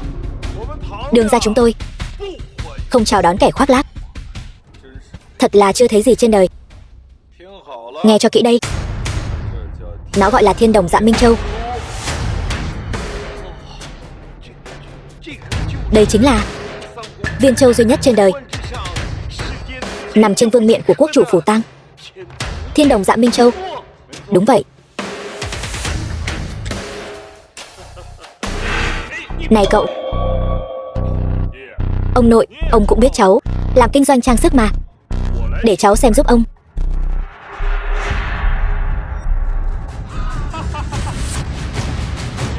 Ông nội, đừng tin lời hắn ta. Thiên Đồng Dạ Minh Châu cái dám gì? Cũng chỉ là một viên chân châu nhựa, thêm chút bột dạ quang mà thôi.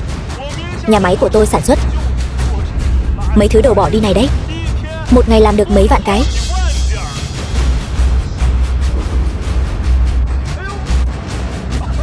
Cậu, thật ngại quá, vỡ rồi. Đường Minh, Vũ San, đừng giận, tôi đền cho cậu ta là được. Cậu không đền nổi đâu. Một viên chân châu tôi lại không đền nổi sao? 100 đồng đủ không? Tôi nói rồi, cậu không đền nổi đâu. Cái cậu làm vỡ không chỉ là một viên Dạ Minh Châu, mà là thể diện của Đại Hạ Chiến Tôn Điện. Cậu giả vờ đến nghiện rồi đấy. Thân phận của cậu sớm đã ai ai cũng biết rồi, còn dám nhắc đến Chiến Tôn Điện nữa sao? Thằng nhóc, ông nội đã sớm nhìn thấu bộ mặt thật của cậu rồi. Hôm nay cậu dám đánh tôi đời chắc rồi. Diệp Hiền cháu trai, cậu bớt giận đi. Đồ vô dụng này, rác rưởi cặn bã. Hôm nay lão già ta sẽ đích thân ra tay trừng trị thằng nhóc này. Ông nội, ông làm gì vậy? Biểu ca cũng là vì ông mà. Ông nội, đừng giận. Ông nội, rõ ràng là hắn ta coi thường tiệc thọ của ông, còn đánh con. Sao ông lại đá con? Ông nội vẫn chưa lú lẫn. Cậu hết lần này đến lần khác gây chuyện, còn chọc tức Diệp Hiền. Cậu tin hay không? ông nội sẽ phế cậu. Ông nội, hôm nay là đại thọ 80 tuổi của ông. Ngày quan trọng như vậy, hôm nay hắn dám lấy một viên chân châu dởm lừa ông. Vào ngày mai hắn dám đi lừa Đường Vũ San, rồi đem cả Đường ra cho hắn đấy. Vậy tôi cũng bằng lòng. Bất kể viên Dạ Minh Châu này là thật hay giả, Diệp Hiền dù có tặng tôi một cọng cỏ đuôi chó, tôi cũng thích. Qua nhẹ lòng thành, tôi thích chính là con người của Diệp Hiền. Ta công nhận Diệp Hiền là cháu rể. Hôm nay ai còn dám nói này nói nọ thì khỏi cần làm tiệc thọ 80 của ta nữa. Chúng ta sẽ tại chỗ thi hành gia pháp. Cậu lại đây. Xin lỗi Diệp Hiền đi. Diệp Hiền, xin lỗi. Viên Dạ Minh Châu của cậu bao nhiêu tiền? Tôi đền. Tôi nói rồi, cậu không đền nổi đâu. Tôi Đường Minh dù sao cũng có tài sản hàng tỷ. Một viên Dạ Minh Châu dởm của cậu tôi lại không đền nổi sao? Nói con số đi. Thái độ nghiêm chỉnh cho tôi. Cúi đầu xin lỗi.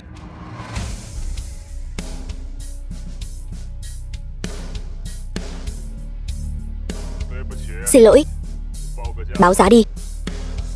Mấy đồng tiền của cậu tôi còn chê bẩn. Lão gia, viên Dạ Minh Châu này vốn là tặng cho ông làm quà mừng thọ.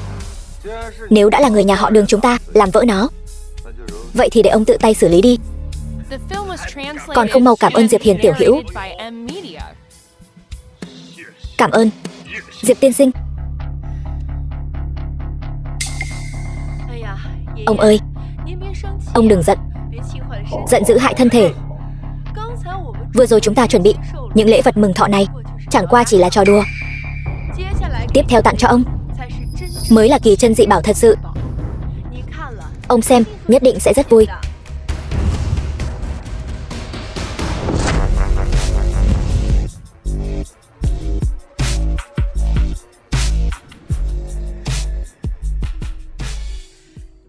Ông ơi, xem đi. Đây, đều là cái gì vậy? Đều là do con chuẩn bị sao? Không, những kỳ chân dị bảo hiếm có khó tìm này, một mình con không thể nào tìm được, cũng không mua nổi. Đây là do cả nhà họ Đường chúng ta, trên dưới mấy trăm đệ tử, cùng chung sức chung lòng, mất nửa năm mới tìm được đủ. Nói ra thì cũng coi như là cả nhà họ Đường chúng ta cùng nhau chuẩn bị cho ông một phần lễ vật. Tốt, mọi người đều có lòng, mau mở ra cho ta xem. Ông ơi, món quà này nhất định phải để ông tự tay mở ra xem. Con bé này nói làm ông ngứa ngáy hết cả người. Đây chẳng phải là thứ kiếp trước hại ông mất mạng sao? Nhưng rốt cuộc là cái nào mới có độc đây? Vậy ta sẽ tự mình xem thử, rốt cuộc là vật gì tốt đây. Ông ơi, không được, không thể mở. Vũ San, con có ý gì đây? Những lễ vật này có kịch độc, nếu ông mở ra e là sẽ trúng độc mà mất mạng. Sao cô ta lại biết được? Chẳng lẽ có người tiết lộ kế hoạch của chúng ta? Đường Vũ San, quậy đủ chưa? Đây là cả nhà họ Đường chúng ta tốn bao tâm huyết chuẩn bị lễ vật, bây giờ cô lại nói nó có độc.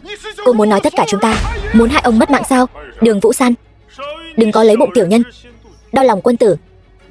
Cô có biết chúng ta chuẩn bị những lễ vật này tốn bao nhiêu thời gian và tiền bạc không? Cô không tặng được quà thì thôi, cớ gì lại vu khống chúng ta?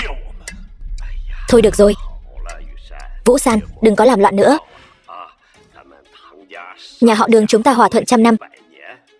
Ta tự nhận những năm làm gia chủ cũng đã tận tâm tận lực vì nhà họ Đường. Con nói họ hại ta làm gì? Chúng ta đều là người một nhà. Đường Vũ San, cô nói chúng ta muốn hại ông, vậy ta sẽ tự tay mở ra cho cô xem bên trong rốt cuộc có gì.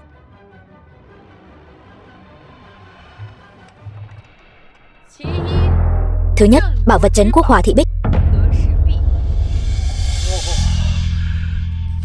Từ sau khi Tần diệt vong, Hòa Thị Bích liền bạt vô âm tín. Không ngờ lúc còn sống ta còn được tận mắt chứng kiến. Được lắm. Ông nội, chỉ cần là thứ ngài muốn, dù có phải đào sâu 3 thước đất, chúng ta cũng sẽ tìm cho ngài. Không giống như kẻ nào đó chỉ được cái mồm mép. Thứ hai, Đại Long đệ nhất đại hạ, Hồng Sơn Ngọc Long, Đường Vũ San, ta đã mở 2 món quà rồi. Sao ta vẫn chưa trúng độc mà mất mạng chứ? Phao tin đồn, như thật như đùa. Ta thấy ngươi chính là muốn quấy nhiễu tâm tình của ông nội. Đồ vong ơn. Đường Thu, Vũ San cũng chỉ là lo lắng cho ta thôi mà. Thôi, cháu gái ngoan, không cần phải căng thẳng như vậy. Chúng ta đều là người một nhà, sẽ không ai hại ta đâu. Món thứ 3 này, lão phu muốn tự tay mở ra. Xem cho kỹ. Bảo vật này. Ông nội, ông nội, ông nội, lũ rác rưởi các ngươi. Ta biết các ngươi muốn hại ông nội mà. Diệp Hiền, ngươi buông ta ra. Bình tĩnh. Đó là Thiên Sơn Tuyết Liên. Thiên Sơn Tuyết Liên. Nhưng mà luồng khí trắng vừa rồi, bọn họ, Thiên Sơn Tuyết Liên được hái từ vùng cực Bắc, nơi đất đai lạnh lẽo. Đột nhiên mở hộp ra, chênh lệch nhiệt độ trong ngoài lớn, nên mới có xương trắng. Thì ra là vậy. Đường Vũ San, ông nội đã tự tay mở hộp ra rồi, không có chuyện gì xảy ra cả. Ngươi có phải nên vì hành động bốc đồng vừa rồi mà xin lỗi chúng ta không? Đường Thu, đều là người một nhà, không cần thiết phải vậy đâu. Ông nội ngài cũng quá thiên vị rồi. Đúng vậy, lão già, ngươi quá thiên vị rồi. Đường Vũ San chỉ là một nữ nhân, sớm muộn gì cũng phải lấy chồng, làm sao có thể kế thừa vị trí gia chủ. Ngươi sẽ phải trả giá cho quyết định của mình. Đường Thu, cái món quà cuối cùng này là gì vậy? Có thể nói cho ông nội biết không? Ông nội, bọn ta đặc biệt chuẩn bị như vậy chính là để ngài tận hưởng niềm vui bất ngờ khi tự tay mở quà. Ngài nhất định phải tự tay mở ra. Thật không hiểu suy nghĩ của đám trẻ các ngươi. Được, ta sẽ mở. Mở đi. Mở đi lão già. Ta muốn người mất mạng. Để ta mở. Bà chủ, ta là vệ sĩ riêng của cô. Nếu cô thật sự xảy ra chuyện gì, ta biết ăn nói làm sao. Không được, đây là chuyện của Đường gia ta. Ta không thể để ngươi mạo hiểm được. Diệp Hiền, kiếp trước ta đã trăm bề gây khó dễ cho ngươi, nhưng ngươi vẫn một lòng với ta. Ta đã rất có lỗi với ngươi rồi. Kiếp này, sao có thể trơ mắt nhìn ngươi mất mạng thay ta được? Nếu hôm nay nhất định phải có một người mất mạng, ta thà rằng đó là ta. Được rồi, không sao đâu. Ta sẽ luôn ở bên cạnh ngươi. Sao ta không cử động được nữa rồi? Kỳ quái thật. Tự mình nói một trang dài, lại còn khóc lên nữa. Cho dù ngươi muốn làm, cũng không có tư cách. Diệp tiểu hữu, ngươi cũng thấy rồi đấy, mấy cái dương phía trước này đều chẳng có gì cả. Nghe thấy chưa? Đừng quậy phá ở đây nữa. Bao nhiêu người nhà Đường chúng ta tỉ mỉ chuẩn bị một bất ngờ bấy lâu nay, lại bị ngươi và Đường Vũ San hết lần này đến lần khác phá rối. Phải là hôm nay chọc ông nội không vui mới được hả? Chỉ là ghen tị với tấm lòng của chúng ta thôi. Lão gia tử, người tuổi đã cao, không phân biệt được đúng sai phải trái nữa rồi. Ông nội, ông xem, đều là do ông chiều hư nó. Bây giờ thằng nhóc này được đà lấn tới rồi. Tiếp theo, nhìn cho kỹ, ngươi sẽ biết thế nào gọi là lòng dạ khó lường. Không ngờ lại là thực hồn châu. Diệp Hiền, nhóc con, sống cho tốt không được sao? Ta thật sự không hiểu, tại sao ngươi và Đường Vũ San cứ phải tìm đường xuống địa ngục vậy? Diệp Hiền, sao ngươi ngốc vậy? Bọn chúng nhắm vào ta và ông nội. Nếu phải mất mạng thì phải là ta mới đúng. Đường tổng, tinh thần lực của ngươi thật mạnh mẽ, đến cả phong ấn của ta cũng có thể phá vỡ. Đồ ngốc, ngươi đúng là đồ ngốc. Để ta mất mạng là được rồi. Ngươi giỏi cái gì mà năng nổ? Diệp Hiền, kiếp này ta không muốn mất ngươi nữa. Yên tâm đi, ta đã nói nhất định sẽ không rời xa ngươi. Ngươi gạt ta. Ta đưa ngươi đi tìm thầy thuốc. Ta sẽ tìm thầy thuốc giỏi nhất chữa trị cho ngươi. Ta không muốn ngươi mất mạng. Ta tạm thời sẽ không mất mạng. Đường lão gia tử, thiện ác trung gian, thị phi hữu báo. Lần này ông đã thấy rõ rồi chứ? Mấy tên các ngươi lại dám muốn hại ta mất mạng thật sao? Mấy người này vì mưu đồ chuyện này quả thật là dụng tâm vất vả. Cửu chuyển thực hồn châu này dùng 72 loại độc vật, 36 loại độc thảo luyện chế 7749 ngày, lại còn hiến tế trăm mạng người. Thủ đoạn âm hiểm độc ác, trái với thiên đạo. Thằng nhóc nhà ngươi biết được cũng nhiều đấy. Thật đáng tiếc. Một loại độc quý giá như vậy mà lại không thể khiến Đường Vân Thiên mất mạng. Đồ vô dụng này, lãng phí trên người ngươi. Ai bảo ngươi cứ phải ra oai trước mặt Đường Vũ San. Đáng đời mất cái mạng này. Cửu chuyển thực hồn châu này là cấm thuật của Chiến Tôn Điện. Các ngươi làm thế nào mà có được? Ngươi thay vì quan tâm chúng ta làm sao có được thực hồn châu thì nên lo lắng cho bản thân mình đi. Độc này vô phương cứu chữa, chúng thì chắc chắn toi đời. Các ngươi cũng quá tự tin rồi. Ngươi đã biết lai lịch của độc này. Ta nghĩ ngươi chắc chắn biết sự lợi hại của độc này. Ta nói cho ngươi biết, khắp thiên hạ này không ai có thể chữa được loại độc này. Đừng nói tìm thầy thuốc, Đại La Kim Tiên cũng không cứu được ngươi. Trong vòng 3 phút, ngươi chắc chắn sẽ toàn thân đau đớn như bị trùng độc cắn xé mà toi đời. Hắn nói là thật sao? Về lý thuyết là vậy, nhưng mà Đường Hạo, ta liều mạng với ngươi. Từ từ, đừng kích động. Ta muốn xem thử bọn họ còn có thể giở cho gì. Vừa rồi còn dám đánh ta. Ta muốn người mất mạng. Hắn là một tên phế vật chắc chắn mất mạng. Ngươi so đo với hắn làm gì? Lát nữa sẽ có thời gian băm xác. Phản rồi. Bọn ngươi thật sự là phản rồi. Không ngờ trong tiệc thọ 80 của Đường Vân Thiên ta, các ngươi lại dám mưu đồ phản nghịch. Các ngươi lại dám hãm hại Diệp Tiểu Hữu. Các ngươi có gan thì nói cho ta biết, ai cho các ngươi lá gan hùm mật gấu để các ngươi làm như vậy? Ngươi bớt ngụy biện ở đây. Nếu không phải ngươi, cứ nhất quyết giao vị trí gia chủ cho Đường Vũ San. Người đàn bà này, còn bọn ta có cân nhắc đến bọn ta hay không? Năng lực của Vũ San ai cũng thấy rõ. Dưới sự lãnh đạo của nó, Đường gia chúng ta thăng tiến vùn vụt như mặt trời ban trưa, giờ đã nhảy vọt lên đỉnh cao.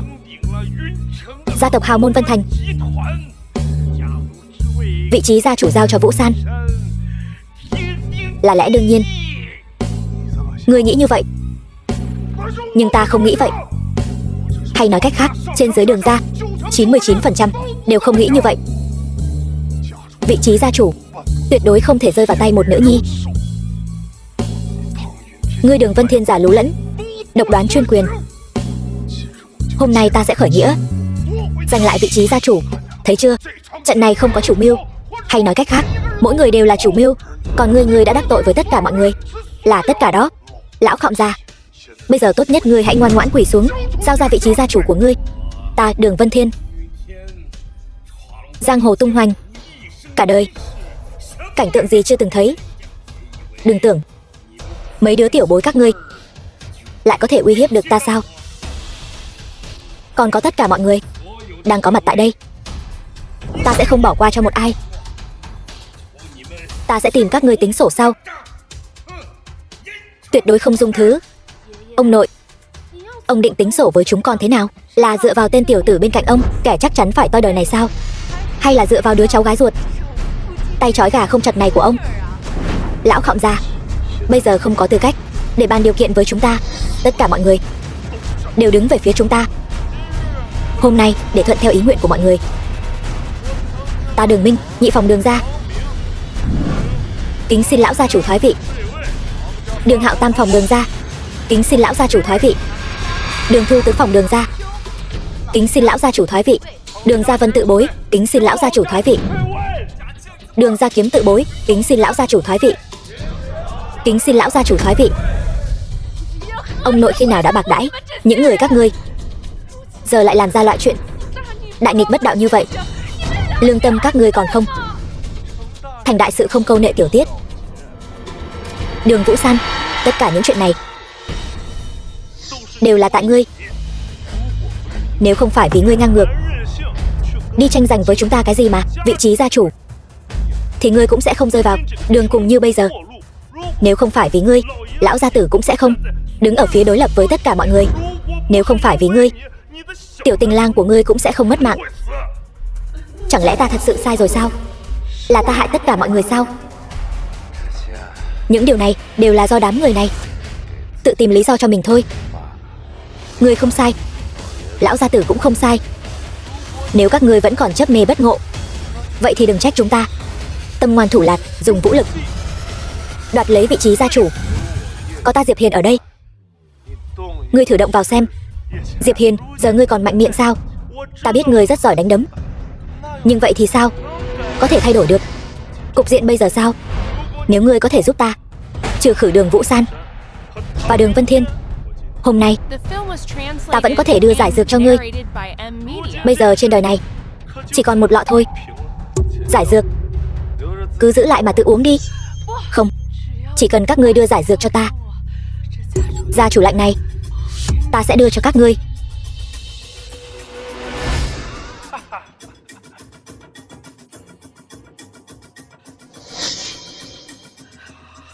Đường Minh, ngươi có ý gì? Xin lỗi, lấy nhầm rồi. Ở đây còn một lọ nữa. Hay là ngươi quỳ xuống liếm nó đi. Gần mực thì đen, gần đèn thì dạng.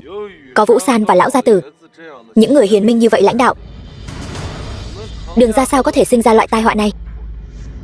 Các ngươi làm sao có thể nghĩ rằng hắn Đường Minh có thể dẫn dắt Đường ra? Tùy ngươi nói thế nào đi.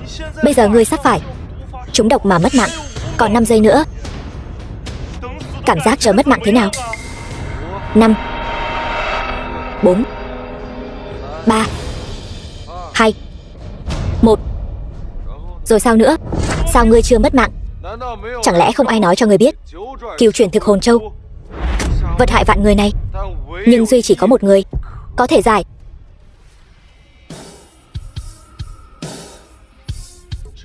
Đây là tứ phương thanh tâm quyết.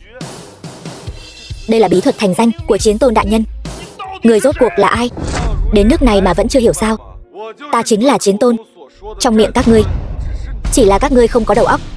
Dăm ba câu đã bị người ta xúi giục làm súng ống. Không, điều này không thể nào. Vị đại nhân kia từng nói Chiến Tôn đại nhân đang trấn giữ biên cương, không thể nào xuất hiện ở Vân Thành. Người nhất định là đã lén học bí thuật của Chiến Tôn đại nhân. Ta sẽ phái người bắt người lại ngay bây giờ. Người chấp mê bất ngộ, ta thấy kẻ chấp mê bất ngộ chính là các ngươi. Tránh ra. Đến nước này còn dám mạo danh Chiến Tôn, hồ giả hổ uy, hoành hành ngang ngược. Một con cá chạch quẫy trên cạn cũng dám xưng mình là Cửu Thiên Chân Long. Đường chủ đại nhân, ý ngài là hắn ta là giả? Nhưng hắn ta biết tứ phương thanh tâm quyết mà. Nếu không có chút bản lĩnh, sao dám mạo danh Chiến Tôn đại nhân, hoành hành ngang ngược chứ? Thân phận của ta cần ngươi nghi ngờ nữa sao? Ngươi im miệng. Biểu ca của ta là một trong thất thập nhị đường chủ. Hắn đã vô số lần gặp Chiến Tôn đại nhân. Thân phận của ngươi liếc mắt một cái là có thể nhận ra. Đúng vậy, hôm nay ta sẽ bắt ngươi quy án, đưa đến Chiến Tôn điện, cũng coi như là một công lớn. Diệp Hiền, ta khuyên ngươi ngoan ngoãn chịu trói, miễn phải chịu đau đớn về thể xác. Ta nói các ngươi từng người một, tại sao dám tạo phản? Thì ra là có người chống lưng. Bọn ta rõ ràng là giúp Đường ra quét sạch nội loạn, đoàn kết nhất trí. Đừng nói khó nghe như vậy. Ngươi vừa nói ngươi đã gặp Chiến Tôn. Đúng vậy, ta ở Chiến Tôn điện thân phận cao, nắm giữ vị trí then chốt. Chiến Tôn đại nhân chắc chắn không thể tránh khỏi để ta làm việc cho hắn. Đương nhiên gặp không ít lần. Vô lễ, ngươi la lối om sòm cái gì?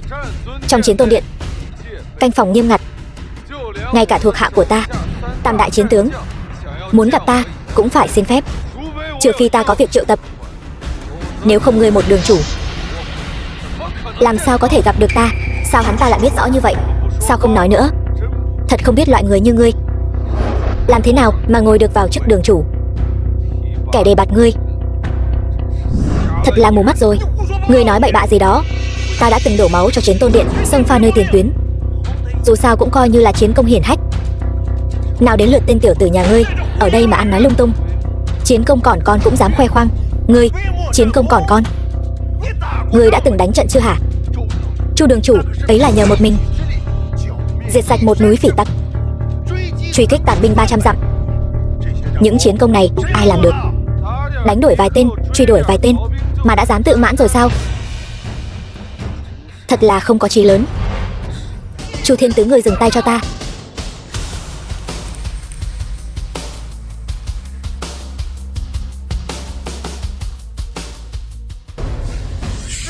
Là ngươi. Biểu ca, lại thêm một tên giả mạo nữa.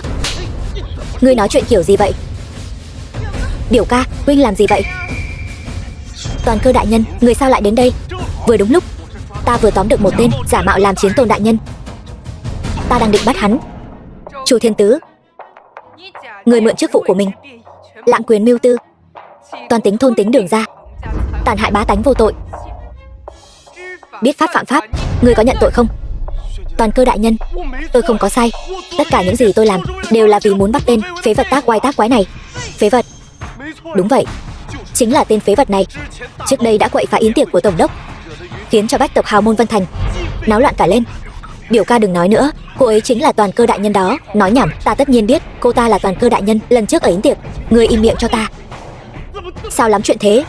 Không phải, việc hãm hại Đường Vũ San cũng là vì hắn ta bao che Diệp Hiền, đáng lý phải phán một cái tội đồng lõa, đáng bị trừng phạt. Sắp mất mạng đến nơi rồi, ngươi còn dám mạnh miệng. Ta bắt được tên giả mạo Chiến Tôn này, Chiến Tôn đại nhân nhất định sẽ rất vui mừng. Đây là một đại công. Hơn nữa, cho dù ta có tội, Toàn Cơ đại nhân cũng nên để Chiến Tôn đại nhân tự mình xét xử chứ. Người làm vậy là vượt quyền, định tội cho ta. Không thích hợp đâu. Thuộc hạ Toàn Cơ tham kiến tôn thượng. Tham kiến tôn thượng. Toàn Cơ đại nhân, sao người lại quỳ xuống cho hắn?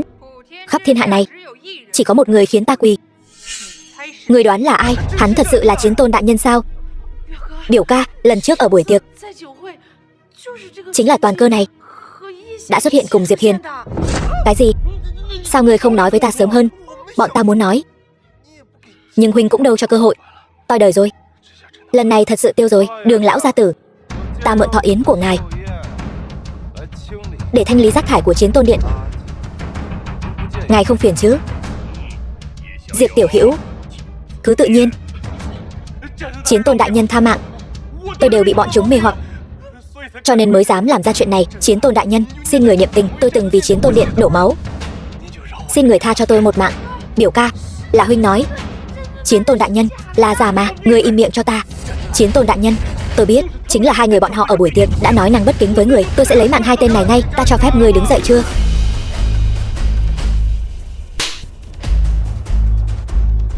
Là ngươi nói ta mạo danh Chiến Tôn? Không dám. Là ngươi muốn lăng trì ta tế trời? Thuộc hạ biết tội. Chu Đại Suyết lấy mạng bà chủ của ta, ngươi muốn ra mặt thay cô ta? Chiến Tôn đại nhân tha mạng, chính là ta. Dù có 10 lá gan, ta cũng không dám mạo phạm Chiến Tôn đại nhân ngài. Hôm nay ta lấy danh nghĩa Chiến Tôn tước bỏ chức vị đường chủ của ngươi, đồng thời đày vào vô gian đại ngục. Hình kỳ 500 năm. Đa tạ Chiến Tôn đại nhân, không lấy mạng.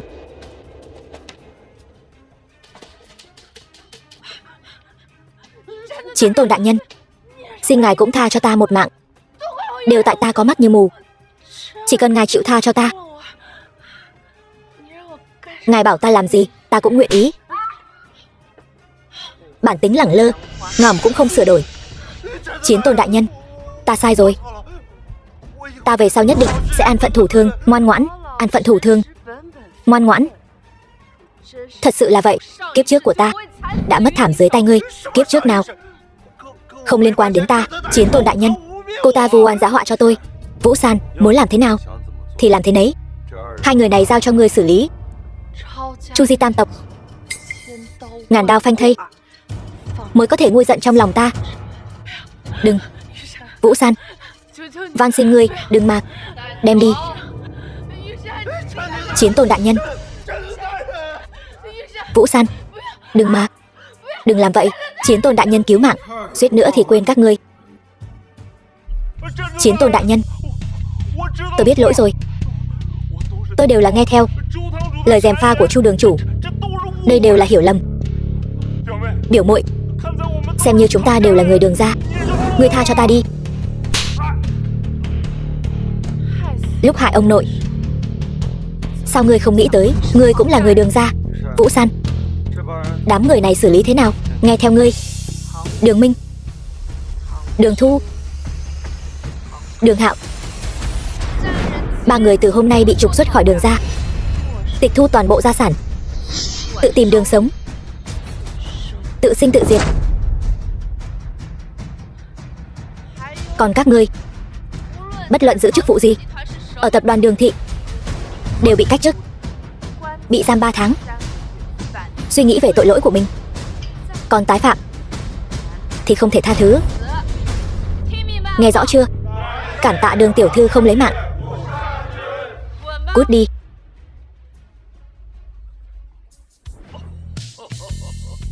Diệp tiểu hữu, không. Chiến Tôn đại nhân, vô cùng cảm tạ. Ngài đã giúp Đường gia chúng tôi giải quyết được nguy cơ lớn như vậy. Ân tình lớn như núi, lão hủ không biết lấy gì báo đáp. Đừng, ngài cứ gọi tôi là Diệp Hiền. Vũ San là bạn gái của tôi, bảo vệ Đường gia là trách nhiệm của ta. Cũng phải gọi con là Diệp Hiền, khách sáo quá. Dù sao thì con cũng sắp cưới cháu gái ta rồi. Vậy cứ gọi con là cháu rể cũng được.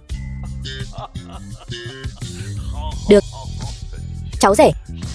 Trời cũng không còn sớm nữa, hay là hôm nay cứ ở lại nhà ta nghỉ ngơi cho khỏe, để lão phu thể hiện một chút lòng hiếu khách.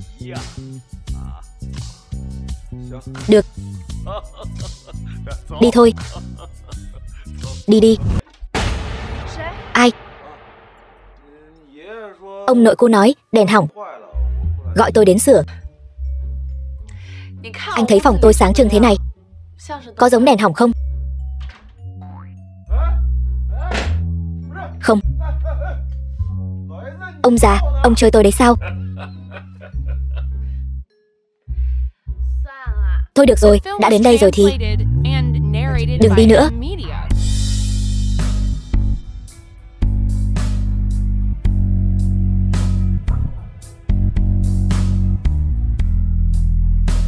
Hay là tối nay cứ trao thân cho Diệp Hiền đi.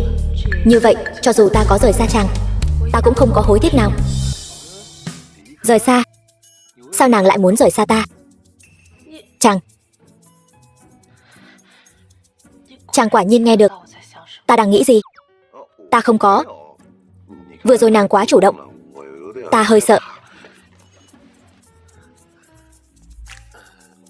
Nàng nghỉ sớm đi, ta đi trước, ngủ ngon.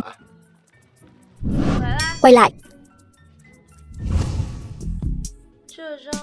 Cái giường này không cho chàng ngủ nữa, hay là sao vậy?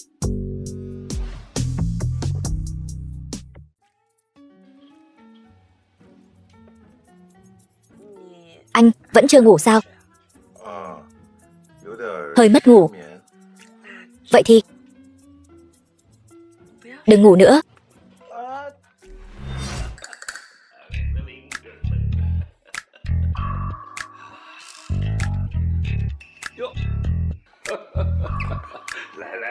Lại đây, mau ngồi xuống. Ông vào tối hôm qua không được quang minh chính đại lắm. Tối qua sao? Là khóa bị hỏng. Ngồi đi. Sáng nay vừa mới hửng sáng, ta đã sửa khóa rồi. Đây là trà đại bổ bí truyền, pha riêng cho con, nếm thử xem. Uống nhiều vào.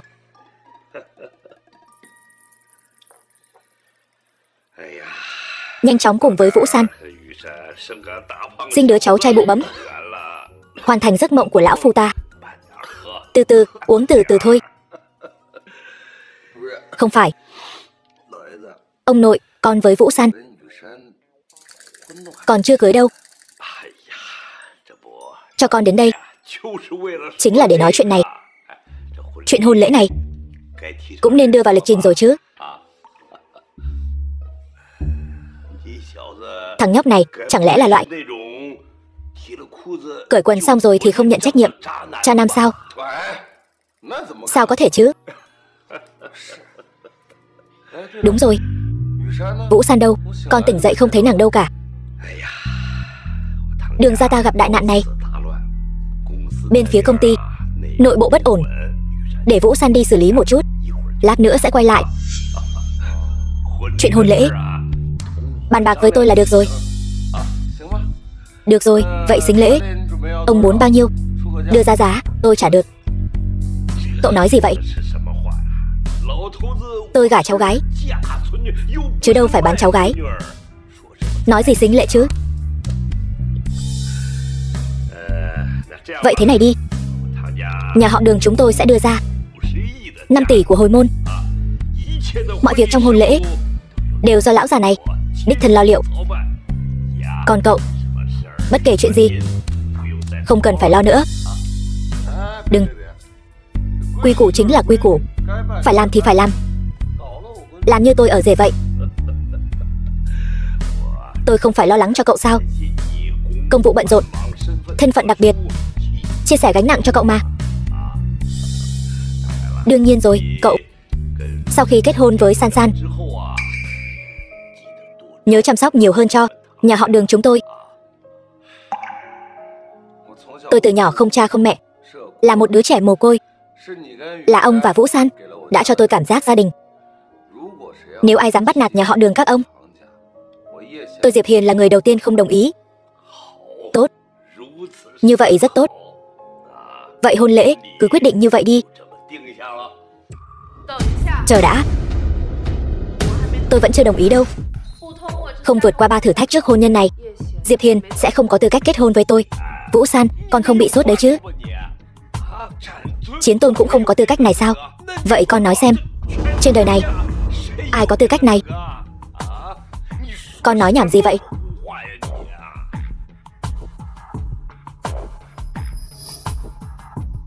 Diệp Hiên, võ công của cậu vô song thiên hạ, chiến công lại càng được vạn người kính ngưỡng. Điều này quả thực không cần bàn cãi. Nhưng cậu dù có đại nghĩa, khó tránh khỏi việc đối với tình yêu nam nữ có chút sơ suất. Cho nên, ông ơi, thử thách này tôi nhất định phải thực hiện. Vũ San, em có phải muốn chơi trò chơi nhỏ trước hôn nhân không? Diệp Hiên, cậu nghiêm túc chút đi, tôi không có đùa với cậu. Vũ San,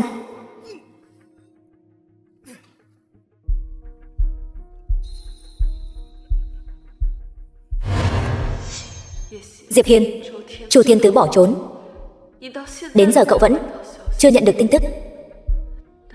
Vậy thì chứng tỏ chuyện của kiếp trước nhất định sẽ tái diễn. Để không liên lụy đến cậu, tôi chỉ có thể làm như vậy. Chu Thiên Tứ chạy rồi, còn lấy mạng tôi nữa. Sao có thể như vậy được? Hơn nữa, trước đây tôi đã từng có hôn ước, cho nên tôi coi như là tái hôn. Diệp Hiền, tôi không xứng với cậu. Dù có suy nghĩ thế nào đi nữa, thì chúng ta kết hôn cũng không phải là giải pháp tối ưu. Dừng lại, đừng nói bậy bạ như vậy. Tái hôn hay không tái hôn gì đó, tôi không quan tâm em trước đây đã trải qua những gì. Tôi chỉ muốn trong mỗi ngày tương lai đều được ở bên cạnh nàng. Thử thách này tôi chấp nhận.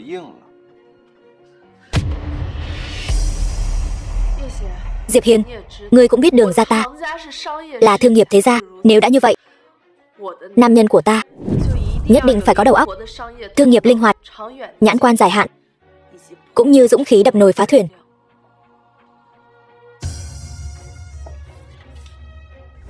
Tài phú. Cho nên thử thách đầu tiên này chính là muốn người trong 3 ngày kiếm đủ 100 tỷ.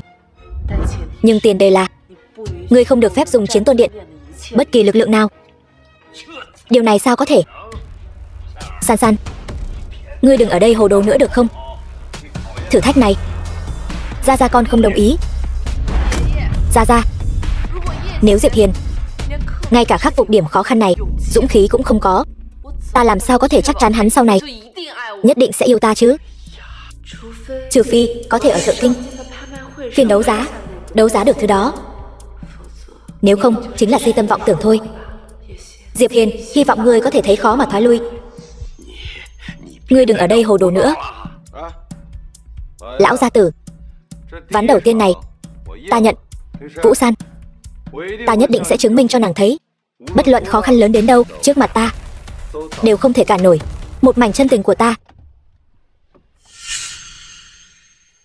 Chủ nhân, Tần Thiên đã bị xử lý, nhưng Chu Thiên Tứ và Chu Đại hai người quả thực đã trốn thoát khỏi Chiến Tôn Điện. Chuyện này nếu không phải ta tự mình đi tra, e là sẽ không ai biết. Hình như là bị ai đó cố ý che giấu. Quả nhiên giống như Vũ San nói. Thật không hiểu, Chu Thiên Tứ một con kiến hôi như vậy sao có thể lấy mạng được ta? Chu Thiên Tứ lấy mạng ngài? Tôn thượng, ngài nói vậy là sao? Từ giờ bắt đầu ban bố tứ hải bát hoang lệnh, toàn lực truy sát hai người Chu Thiên Tứ. Dạ thuộc hạ lập tức đi làm. Còn nữa, chỉ bằng Chu Thiên Tứ một mình hắn không thể nào che giấu được mắt của ngươi và ta, chứng tỏ sau lưng hắn còn có một người đang mưu tính điều gì đó. Ngươi âm thầm điều tra cho kỹ, trở nên đánh rắn động cỏ. Dạ. Diệp Hiền, ngươi làm sao biết được phiên đấu giá này? Chẳng lẽ ngươi thật sự có thuật đọc tâm? Nói năng nhảm nhí cái gì vậy? Ngươi nghĩ mà xem, 3 ngày kiếm 100 tỷ. Ngoài việc ở phiên đấu giá này hốt của hời thì còn có cách nào khác sao? Ta đến đây chỉ là để thử vận may. Không phải còn 2 ngày nữa sao? Ta còn định tham gia những phiên đấu giá khác. Xem ra ngươi thật là chó ngáp phải ruồi. Cái gì? Không có gì, chúng ta vào thôi. Được.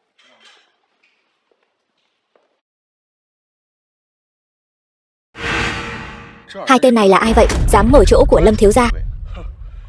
Chưa từng thấy, nhưng với thủ đoạn của Lâm thiếu gia, hai người này e là sống không được lâu đâu.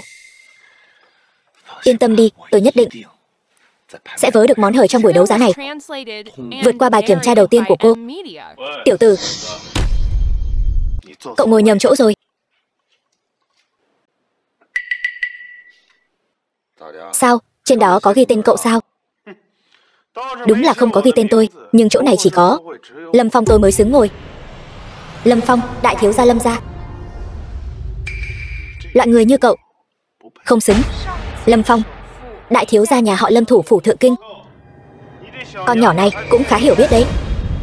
Biết điều thì cút nhanh đi. Nếu không chọc giận Lâm Phong ta thì chỉ có một kết cục thôi. Trên trời còn có trời, ngoài người còn có người. Đừng rước họa vào nhà họ Lâm các người. Sự nhẫn nại của ta có hạn. Không muốn mất mạng thì cút ngay. Cái đồ nhà quê này đúng là không biết tự lượng sức mình. Dám ăn nói ngông cuồng, dám đe dọa nhà họ Lâm ta. Nhóc con, so với tài lực của nhà họ Lâm, tất cả chúng ta đều là kẻ nghèo hèn. Đó là sự thật hiển nhiên. Dù có chấp nhận hay không thì cũng phải thừa nhận. Biết nói thì nói thêm vài câu nữa đi. Bổn thiếu gia ban thưởng cho cậu đấy. Cảm ơn Lâm thiếu gia, cảm ơn Lâm thiếu gia. Tên này không có chỗ ngồi thì nên xem xét lại thân phận và địa vị của mình, chứ đừng có cãi lại ta. Mơ tưởng chiếm chỗ của người khác. Hôm nay nếu tha cho cậu thì mặt mũi Lâm Phong ta để đâu? Cái ghế thôi mà, cũng để cho loại công tử bột như cậu ra vẻ ta đây sao? Nhóc con, cái ghế này không phải muốn ngồi là ngồi được đâu. Ngồi chỗ này đại diện cho thân phận và quyền thế. Cậu hiểu không? Thật không biết tên này làm sao vào được buổi đấu giá này. Chẳng hiểu quy tắc gì cả. Người đâu? Bẻ gãy chân tay nó, cho ta treo lên cửa, cho nó biết đắc tội với Lâm Phong ta thì sẽ có kết cục như thế nào. Ta là Đường Vũ San, Đường kim gia chủ nhà họ Đường. Ai dám động thủ còn không lui xuống. Hóa ra là Đường đại tiểu thư nhà họ Đường. Tên này thật vô phép tắc. Chẳng lẽ là tên trai bao được cô bao nuôi? Diệp Hiền là vị hôn phu của tôi, không phải loại trai bao bị bao nuôi. Hơn nữa, người nhà họ Đường chúng tôi ngay cả một cái ghế cũng không được ngồi sao? Đường tiểu thư đương nhiên có tư cách ngồi, nhưng không phải ở đây. giải thích cho hai tên này quy tắc của buổi đấu giá này là gì. Hàng này dành cho những người có tài sản chục triệu hoặc mấy tên nhà giàu mới nổi mới được phép ngồi ở đây. Đương nhiên nếu là tài sản vượt quá 100 triệu thì hàng này không phù hợp với nhà họ Đường.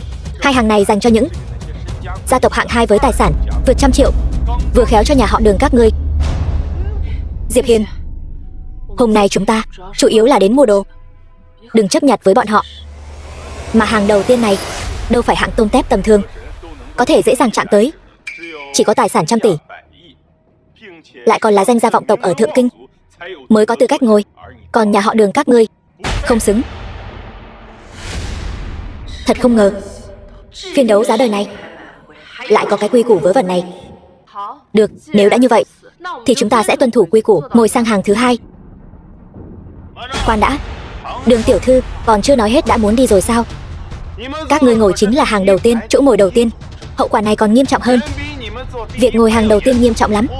Hàng đầu tiên, chỗ ngồi đầu tiên này, kẻ không phải hoàng thân quốc thích không được ngồi, kẻ không phải thủ phủ không được ngồi, kẻ không có tài sản 100 tỷ không được ngồi.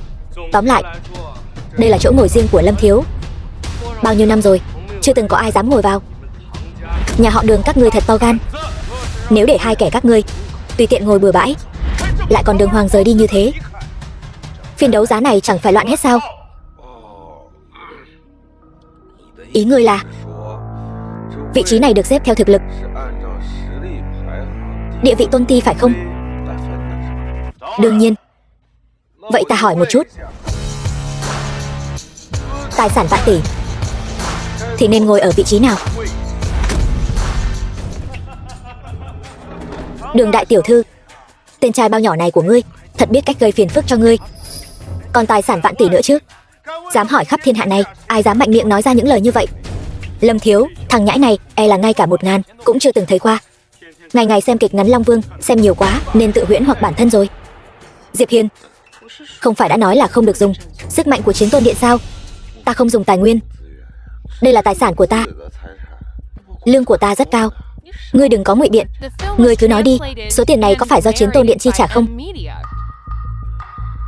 Phải. Vậy thì không được.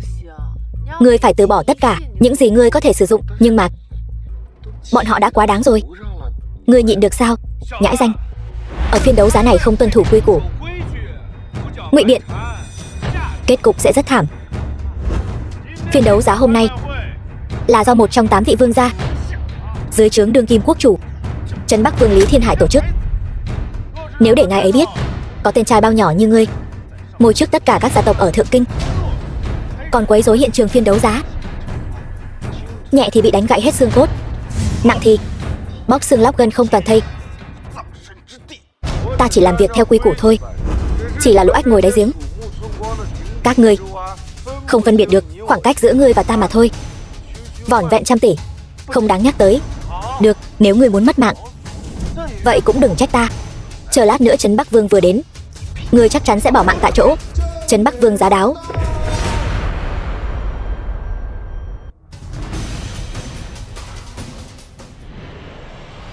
Lý Thiên Hải, Trấn Bắc Vương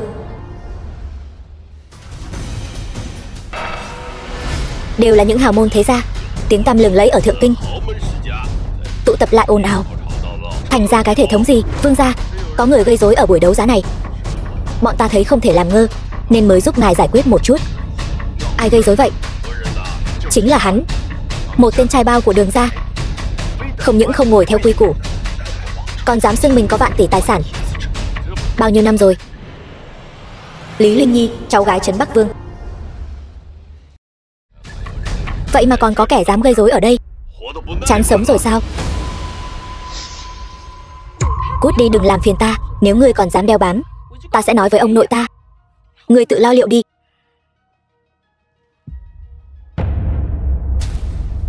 Tên tiểu tử chính là ngươi, dám gây rối ở buổi đấu giá. Gây chuyện gì? Với tầm nhìn của ngài, chắc hẳn sẽ nhận không ra tấm thẻ này chứ. Thẻ đen tối thượng của ngân hàng thế giới. Dám hỏi tiên sinh quý danh, ta họ Diệp. Cái thứ thẻ đen tối thượng gì chứ? Vương gia, ngài ngàn vạn lần đừng để hắn lừa, hắn chỉ là một tên trai bao. Tấm thẻ này chắc chắn là giả. Ta vẫn chưa mắt mờ. Thật giả của tấm thẻ này ta vẫn còn nhận ra được. Tấm thẻ này chỉ dành cho những người có giá trị tài sản vượt quá vạn tỷ mới được phát hành riêng theo yêu cầu. Trên toàn thế giới chỉ có 2 người sở hữu. Một người là quốc chủ, người còn lại cho đến nay vẫn chưa ai biết thân phận. Dám hỏi tiên sinh ngài là đừng hỏi nhiều. Hỏi nhiều không tốt cho người đâu. Vâng. Nhưng mà ngài đã đến rồi. Vậy buổi đấu giá này không cần thiết phải tiếp tục nữa. Hay là thế này, ngài thích gì cứ chọn thoải mái. Đừng. Số vạn tỷ trong thẻ này ta sẽ không động đến. Nếu không thì mọi người đều không được chơi. Ta vẫn là người tuân thủ quy củ. Vậy thì đa tạ Diệp tiên sinh. Người đâu, mời Diệp tiên sinh và Đường tiểu thư an tọa. Vương gia, chỗ này trước giờ đều là của ta mà. So với Diệp tiên sinh, Lâm gia các ngươi không đáng nhắc tới. Buổi đấu giá chính thức bắt đầu.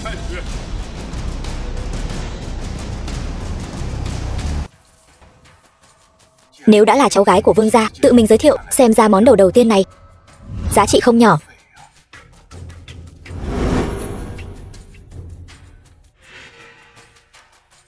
Thưa quý vị, bức tượng đầu Phật thời đường này toàn thân được làm từ ngọc bích hán bạch.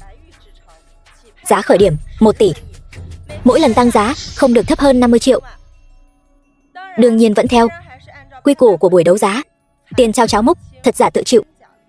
Đầu Phật này toàn thân chất ngọc ôn nhuận, điêu khắc quỷ phủ thần công, y như thật. Giá trị này chắc chắn vượt xa 1 tỷ. Cái này đáng giá quá. Hàng giả thôi. Ai mua, kẻ đó lỗ. Tôi trả 5 tỷ. 6 tỷ. Tôi trả 7 tỷ. Tôi trả 10 tỷ. Chư vị, đầu Phật này Lâm mỗ ta rất thích.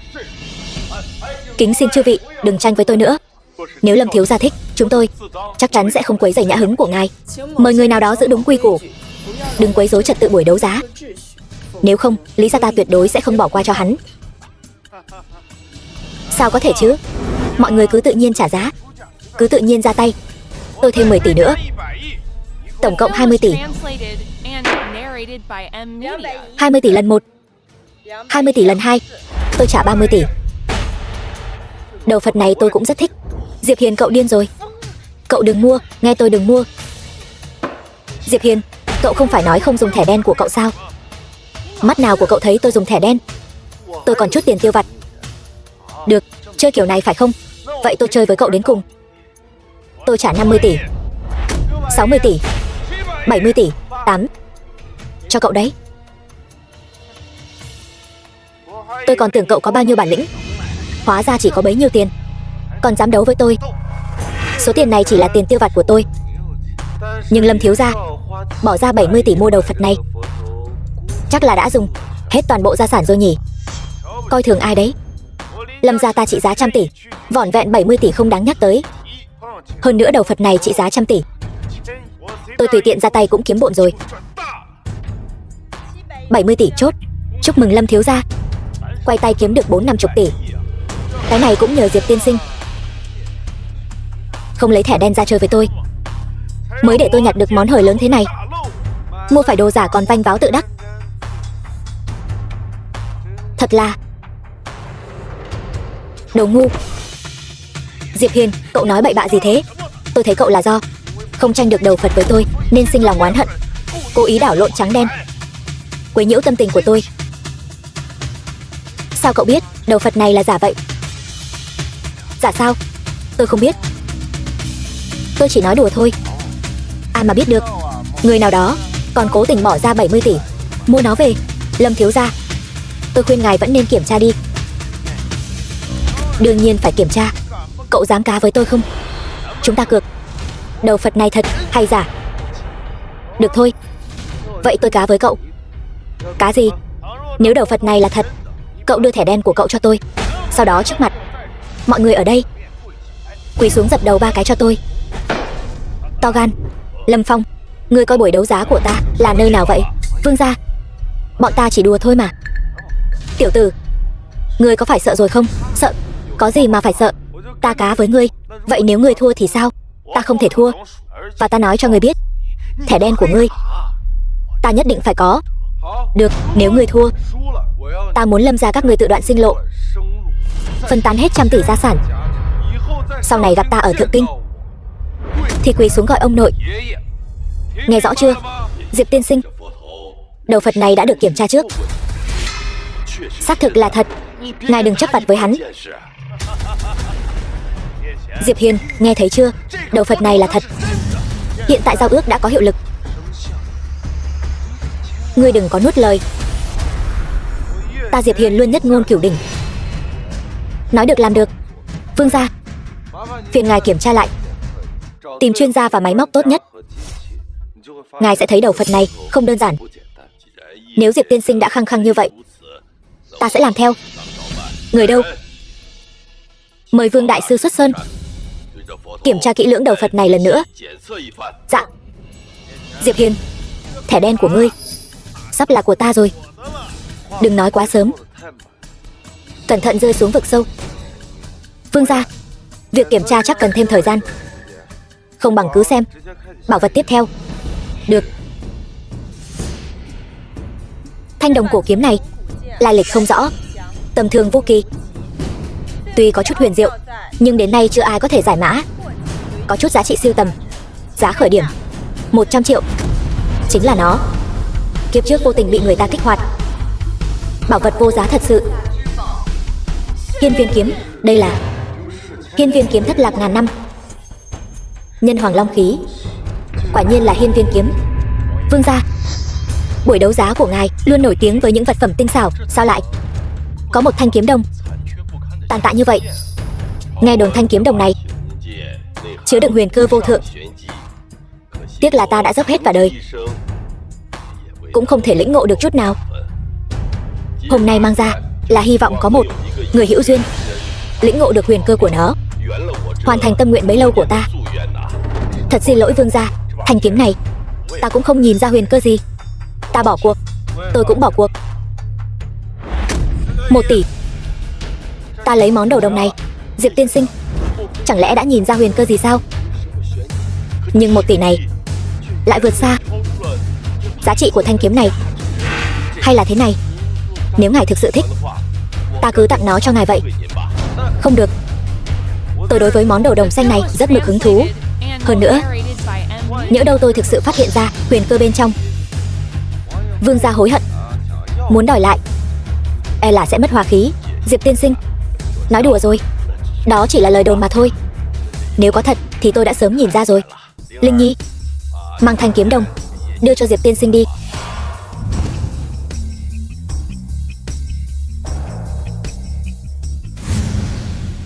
Thế nào, bộ siêu tập 100 tỷ này đã tới tay rồi chứ? Ngươi đã nhìn ra huyền cơ của thanh kiếm này rồi sao? Không có đâu, ta chỉ là linh cảm. Nó chắc chắn đáng giá 100 tỷ. Diệp Hiên, ngươi có phải bị bệnh thần kinh không? Cho dù thanh kiếm đồng này được làm bằng vàng thì cũng khó mà đáng giá 100 tỷ. Không ngờ ngươi lại giàu như vậy, mà còn thích mơ mộng giữa ban ngày nữa.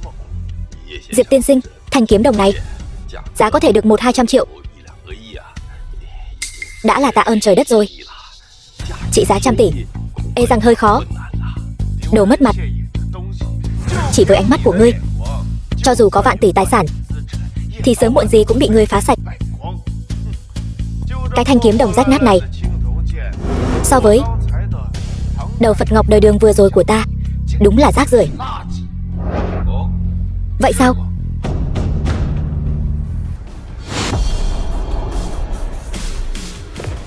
Sao lại có tiếng gầm vang? Chẳng lẽ có chân long dáng thế? Đương nhiên, còn không chỉ một con.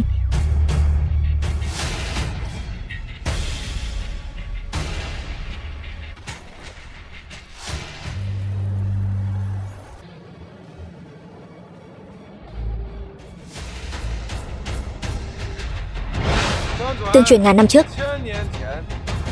tam giới bất ổn, nhân ma đại chiến, Ứng Long đại thần đã hy sinh 9 long tử của mình để đúc cho nhân hoàng thanh thần kiếm tuyệt thế này xoay chuyển cục diện. Bên trong thanh kiếm này ẩn chứa cửu long chân hồn. Chẳng lẽ đây chính là thanh kiếm trong truyền thuyết Hiên viên kiếm? Đúng vậy. Cái gì? Vương gia, sở dĩ ngài không thể nhìn thấu huyền cơ trong thanh kiếm này là bởi vì ngài không phải là người tu hành như ta, không thể vận dụng chân khí dẫn ra cửu long trong kiếm. Diệp tiên sinh, có thể cho lão phu xem thanh kiếm này được không?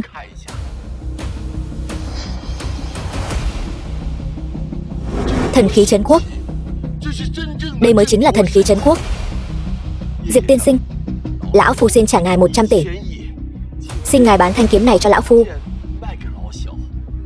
Cái này, Diệp tiên sinh, ta biết ngài không thiếu tiền, nhưng thanh hiên viên kiếm này lão phu thực sự rất thích. Mong ngài cho lão phu một cơ hội.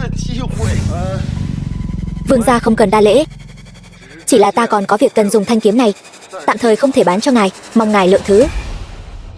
Lão phu yêu cầu quá vô lễ, còn xin Diệp tiên sinh rộng lượng. Đừng tưởng ngươi bỏ ra chục tỷ nhặt được món hở trăm tỷ là có thể đắc ý vanh váo. Ta nói cho ngươi biết, đợi lát nữa kết quả giám định ra, thẻ đen vạn tỷ của ngươi vẫn là của ta. Vương gia, báo cáo giám định ra rồi, mau nói. Diệp tiên sinh nhất thời nổi nóng, bị Lâm Phong xúi giục, nhận cái đánh cược chắc chắn thua này. Không được, Diệp tiên sinh nhãn giới phi phàm, thân phận lại càng là bí ẩn, tuyệt đối không thể đắc tội.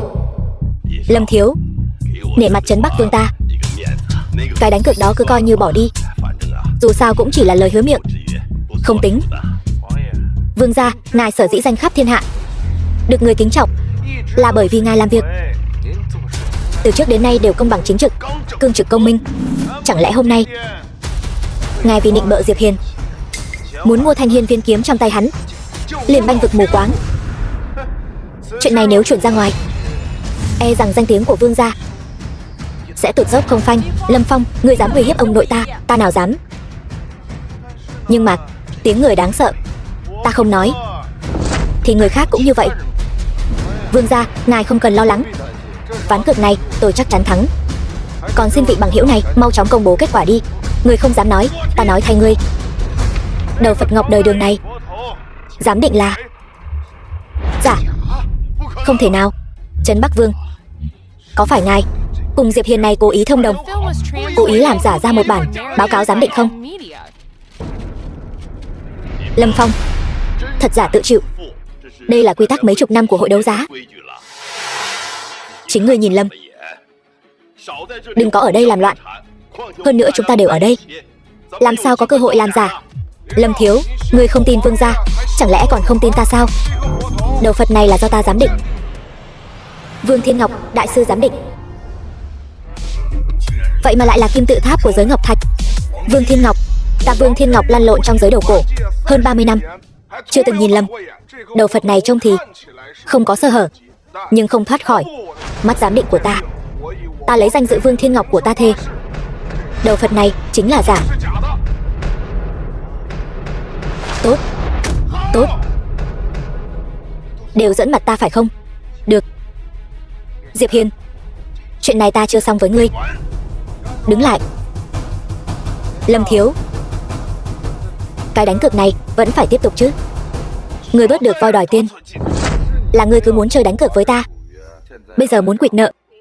Lâm Phong, ngươi chẳng lẽ là không dám chơi? Lão tử dám chơi, vậy thì quỳ xuống, gọi ta là gì? Tốt. Ông nội, nhớ kỹ, trong vòng 3 ngày toàn bộ Lâm gia của ngươi, tất cả tài sản đều bị xung công. Đừng quên, Diệp tiên sinh cứ yên tâm, Trấn Bắc phủ chúng tôi sẽ luôn luôn giám sát Lâm gia. Tiểu nhân lập tức đi kiểm kê tài sản. Đi đi. Chư vị, buổi đấu giá sẽ tiếp tục diễn ra sau nửa giờ. Thế nào? Thử thách đầu tiên này coi như vượt qua chứ? Vượt qua rồi. Vậy thử thách thứ hai là gì? Quả đúng là một cây làm chẳng nên non. Một người luôn có lúc thế đơn lực bạc, cho nên thử thách thứ hai này sao? Nhân mạch chính là nhân mạch. Ta là Chiến Tôn, bao nhiêu người quỳ gối cầu xin ta, ta còn chẳng buồn nhìn. Nhân mạch của ta còn chưa đủ sao? Chiến Tôn điện lấy võ lực làm trọng, Ngươi cũng dựa vào chiến công mới từng bước lên được vị trí chiến tôn. Nhưng ta muốn thấy là năng lực của ngươi trong thế tục này. Vì vậy, ta muốn ngươi dùng tốc độ nhanh nhất, có được sự tín nhiệm từ tận đáy lòng của Trấn Bắc Vương, và trở thành một thượng khách thực sự của Trấn Bắc Vương phủ. Trấn Bắc Vương vừa vặn thích thanh kiếm này, ta cứ việc đưa cho ông ấy là được. Diệp Hiên, thanh kiếm này là vật chứng của thử thách đầu tiên. Ngươi không thể tặng người khác. Còn nữa, không cho phép ngươi sử dụng bất kỳ lực lượng nào của Chiến Tôn Điện. Khó quá rồi. Nếu tối nay ngươi có thể ngăn cản Lâm Phong bỏ thuốc cho Lý Linh Nhi, vậy cũng chưa chắc không được.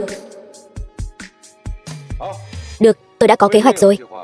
Thử thách thứ hai này tôi nhận. Thiếu gia, đây là thứ ngài muốn. Xuân tâm đãng dạng đào hoa hoàn, hòa vào nước là có thể tan ra, không màu không mùi. Dù là nam hay nữ, chỉ cần uống vào sẽ dục hỏa đốt người, khó mà thoát ra được. Tốt lắm, Lý Thiên Hải, ngươi dám giở trò với ta, vậy thì đừng trách ta tàn nhẫn, ra tay với cháu gái bảo bối của ngươi. Không phải, tại sao ngươi cứ bắt ta mang theo hiên viên kiếm? Diệp Hiên, bây giờ điều ngươi nên lo lắng nhất là làm sao vượt qua thử thách thứ hai này, chứ không phải ngồi đây uống rượu, càng không phải hỏi ta tại sao phải mang theo hiên viên kiếm. Nhưng mà quán bar này chẳng phải là mấu chốt của thử thách thứ hai sao?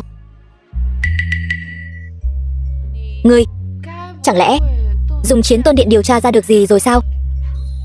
Không có, ta đã hứa với ngươi sẽ không dùng quan hệ của Chiến Tôn Điện.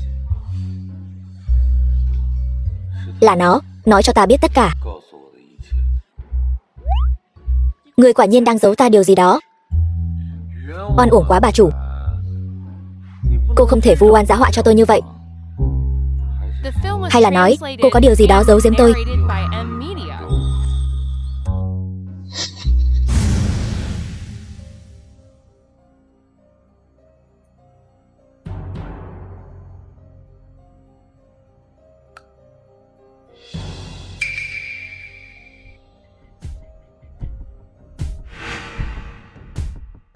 Linh Nhi muội cuối cùng cũng tới. Muội có biết ta đợi muội bao lâu rồi không? Có việc gì thì nói nhanh, đừng làm mất thời gian của ta. Linh Nhi, ta âm thầm theo đuổi muội trọn 3 năm rồi. 3 năm nay, tình cảm của ta dành cho muội, muội là rõ nhất. Hôm nay, ra muội đối xử với ta như vậy, muội lại không nói giúp ta một lời. Đó là ngươi tự chuốc lấy, không ai cứu được ngươi đâu. Còn nữa, đừng có lấy cái món quà chẳng ra gì của ngươi mà tự biên tự diễn nữa. Ta đã trả lại gấp đôi cho ngươi rồi. Linh Nhi, tình yêu của ta dành cho muội không phải dùng tiền tài có thể đo lường được.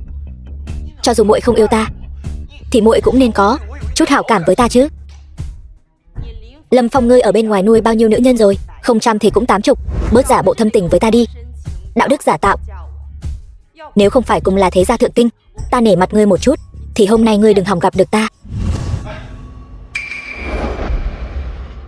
Ta đã nghĩ thông rồi.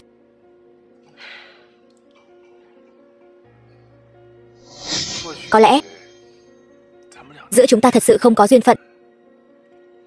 Uống cạn chén rượu này, ta bảo đảm sau này sẽ không dây dưa với muội nữa. Người tốt nhất là nói được làm được. Đến lượt ta ra tay rồi.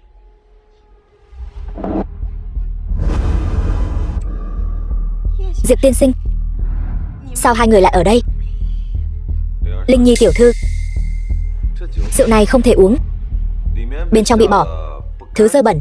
Diệp Hiên, ngươi nói bậy bạ gì đó? Diệp tiên sinh, ngài nói thật sao? Đương nhiên là thật.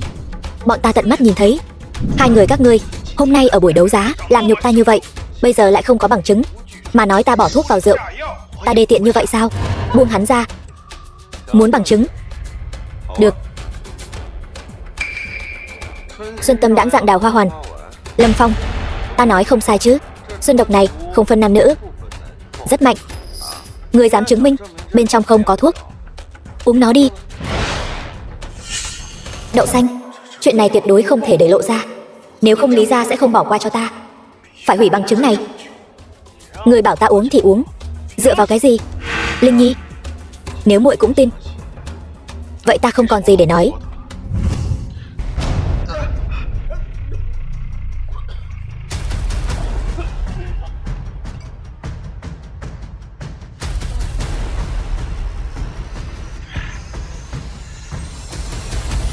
Thấy chưa, ta đã nói ta không sao mà.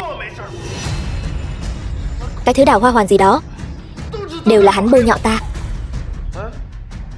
Lâm thiếu, ngươi vặn vẹo cái gì vậy? Vặn vẹo cái gì? Lão tử muốn đi tiểu tiện không được sao?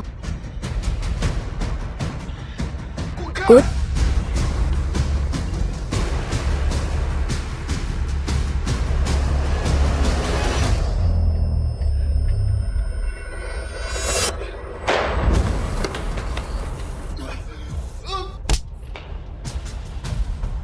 Mồm mép. Thật là tên không kiềm chế được hạ thân. Nghỉ ngơi cho khỏe đi. Diệp tiên sinh, chuyện ngày hôm nay đa tạ ngài. Nếu không phải ngài và Đường tiểu thư, ta e rằng thật sự không còn mặt mũi nào sống trên đời này nữa. Không có gì, chỉ là việc nhỏ thôi. Xin Diệp tiên sinh và Đường tiểu thư hãy cùng ta trở về Lý gia. Chuyện hôm nay Lý gia ta nhất định hậu tạ. Được. Vừa hay, ta có việc muốn bàn với ông nội ngươi.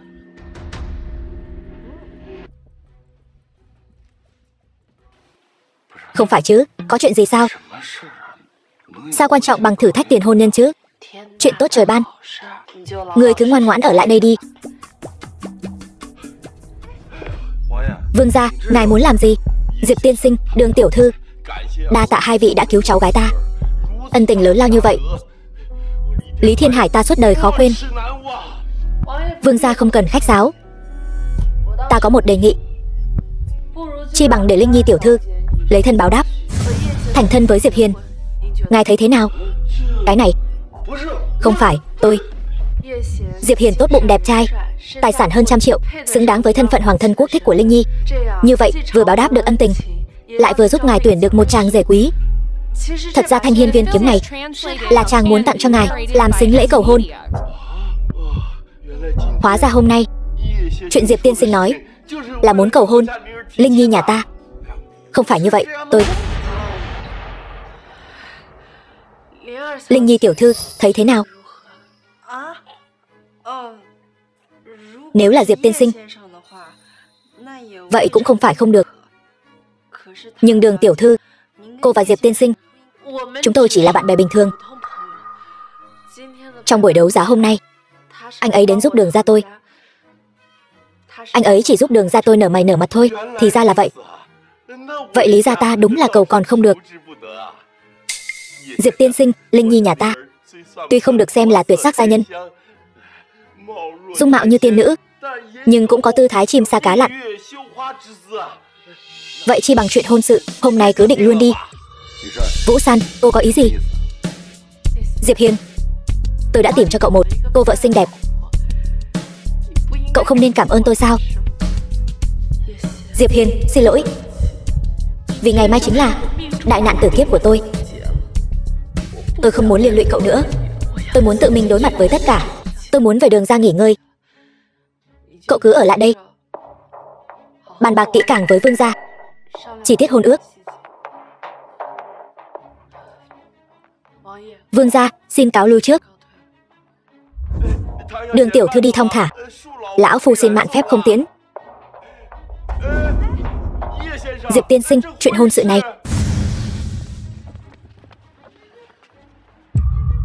rốt cuộc cô có ý gì? Tôi đã hoàn thành 2 thử thách của cô. Tại sao bây giờ cô lại muốn tôi cưới người phụ nữ khác? Linh Nhi tiểu thư không tốt sao? Về gia thế, nàng là cháu gái của thân vương. Về dung mạo, nàng còn hơn cả tôi. Hơn nữa, nàng chưa từng có hôn ước. Nàng là một cô gái trong sạch. Nhưng tôi chỉ yêu mình cô.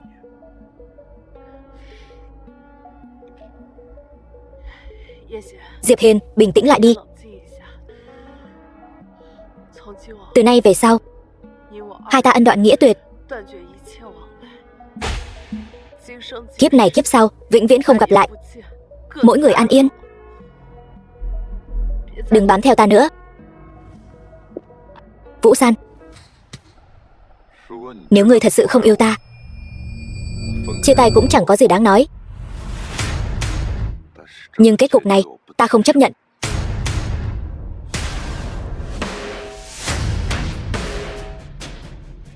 Toàn cơ, chuẩn bị thế nào rồi? Tôn thượng đã chuẩn bị xong rồi. Được, vậy ta lập tức về Chiến Tôn Điện. Có vài con chuột cũng nên dọn dẹp rồi. Đường Vũ San, Diệp Hiền, ta muốn các ngươi toi đời. Là Lâm Phong Lâm thiếu gia phải không? Các ngươi là ai? Rốt cuộc các ngươi là ai? Chiến Tôn lạnh. Các ngươi là người của Chiến Tôn Điện. Đúng vậy, theo ta được biết, Trấn Bắc Vương Lý Thiên Hải, Diệp Hiền, Đường Vũ San từng ở buổi đấu giá sỉ nhục ngài. Lâm thiếu, cơn tức này dù thế nào cũng nuốt không trôi. Đương nhiên, ta hận không thể đem bọn chúng băm thành trăm mảnh. Vậy thì vừa hay, chúng ta với Diệp Hiền, Đường Vũ San cũng có chút xích mích, không bằng chúng ta liên thủ báo thù này. Nhưng mà Trấn Bắc Vương bên đó có Chiến Tôn Điện, tại sao phải sợ Trấn Bắc Vương? Lâm thiếu, đây chính là cơ hội ngàn năm có một. Ta hy vọng ngài biết trân trọng. Được, vậy ta gia nhập với các ngươi. Nhất định phải băm vằm hai người bọn chúng.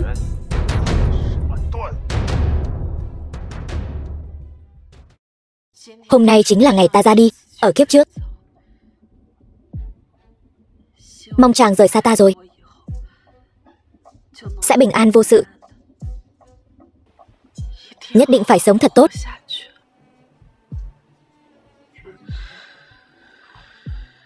Số lạ. Chị em tốt, dạo này có khỏe không? Chu đại, các ngươi quả nhiên chưa mất mạng. Hiện tại đang ở đâu? Hôm nay ta sẽ triệt để kết thúc mọi chuyện với các ngươi. Chị em tốt của ta sẽ gửi vị trí cho ngươi, luôn chào đón ngươi đến.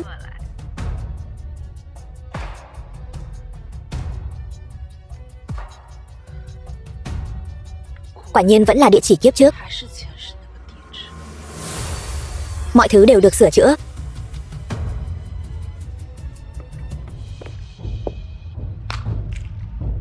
Hy vọng lần này có thể thắng cược. Đường Vũ San, ta chỉ kích động nói với ngươi vài câu. Ngươi thật sự dám đến sao? Chu đại, ta đã nói rồi, ân oán giữa ngươi và ta hôm nay nhất định phải giải quyết cho xong. Đường Vũ San, sao chỉ có mình ngươi đến vậy? Tên tiểu tình nhân, Chiến Tôn của ngươi chẳng lẽ bỏ rơi ngươi rồi sao? Không cần ngươi lo. Chu đại, đã nghĩ xong hôm nay mất mạng như thế nào chưa? Đường Vũ San, ngươi e là vẫn chưa hiểu rõ tình hình nhỉ? Thấy chưa, những người này đều là cao thủ võ đạo ta thuê đến. Chỉ cần ta ra lệnh một tiếng liền có thể xé người thành từng mảnh. Vậy sao? Ra tay. Các ngươi làm gì vậy? Ta là chủ nhân của các ngươi. Không cần tiền nữa sao? Xin lỗi, Đường tiểu thư trả nhiều hơn. Cái gì? Chu đại, lần này ngươi thua rồi. Thua thảm hại, không còn khả năng lật ngược tình thế. Dựa vào đâu? Ta không phục. Đường Vũ San, cớ sao ngươi lại như tiên tri vậy? Chỗ nào cũng nhanh chân hơn ta. Ngươi rõ ràng trước kia ngu như heo vậy, tại sao bây giờ lại trở nên như thế này? Tại sao? Chính là bởi vì kiếp trước quá tin tưởng các ngươi mới dẫn đến phải trả giá bằng mạng sống. Bước đường cùng này, còn nhớ lúc đó chính là bị trói trên cái thập tự giá này, bị giày vò đến mức không ra hình người, cuối cùng mất thảm. Lúc đó, kiếp trước. Đường Vũ San, ngươi bị úng não rồi sao? Ngươi sẽ không thật sự tin trên thế giới này có người trùng sinh chứ? Tin hay không tùy ngươi. Dù sao mối thù này ta nhất định phải báo. Ra tay, khử cô ta. Kẻ nào động thủ sẽ mất mạng. Lâm Phong, sao lại là ngươi? Đường Vũ San, không ngờ tới chứ gì. Chúng ta đã chuẩn bị rất nhiều thứ. Chu tiểu thư, toàn bộ tài sản của Đường gia đều đã nằm trong tay chúng ta rồi. Lâm thiếu gia, thật vất vả cho ngươi rồi.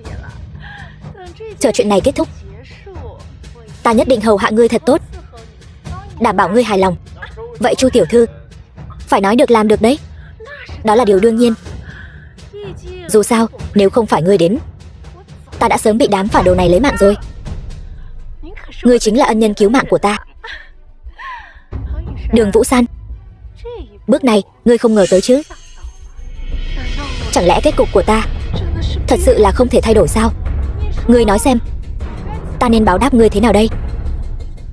Đúng rồi, ngươi vừa nói gì nhỉ? Bị trói trên thập tự giá. Ta thấy rất thú vị đấy.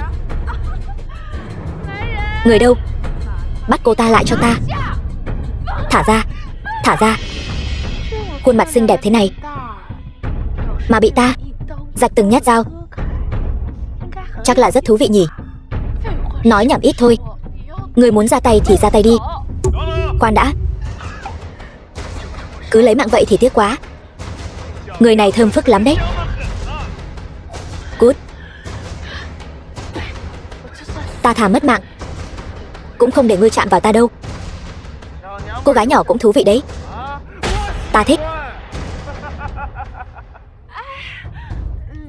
Lâm thiếu gia, cô ta có gì tốt chứ? Tư thế nào cô ta biết, ta cũng biết. Cô ta không biết, ta cũng biết. Ngươi muốn chơi kiểu gì, ta đều có thể chiếu ngươi. Vẫn nên nhanh chóng lấy mạng cô ta đi, kẻo đêm dài lắm mộng. Mỹ nữ nhỏ, loại đàn bà như ngươi ta chơi nhiều rồi. Hôm nay ta muốn đổi khẩu vị, chơi thử người phụ nữ trong trắng này.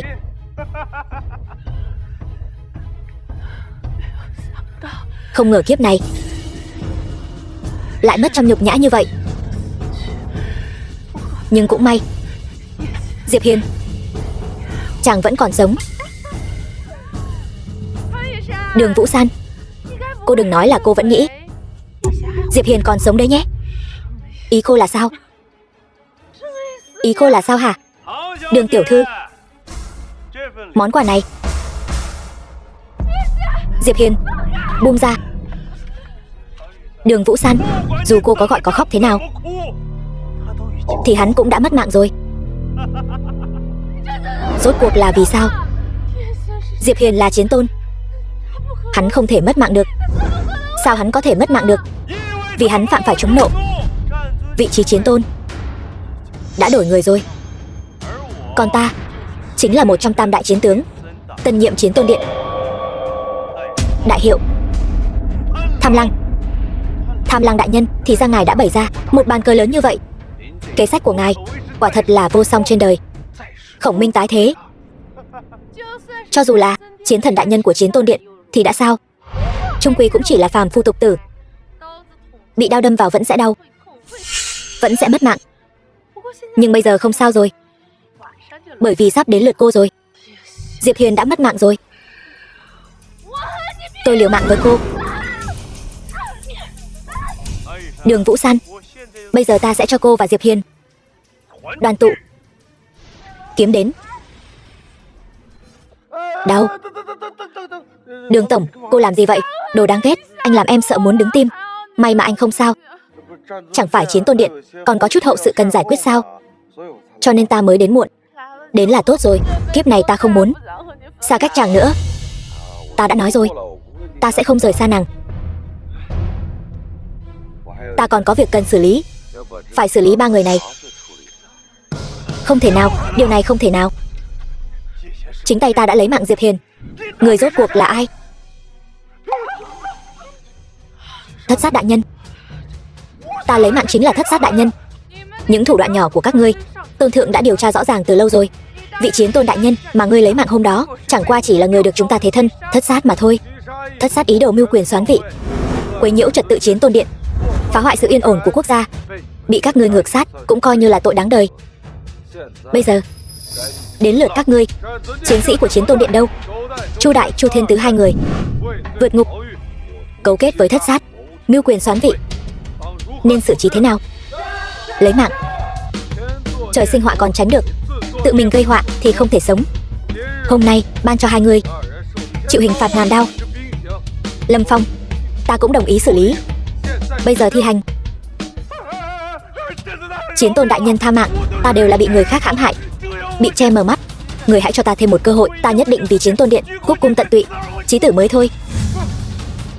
Tôn thượng không cần loại phản đồ này.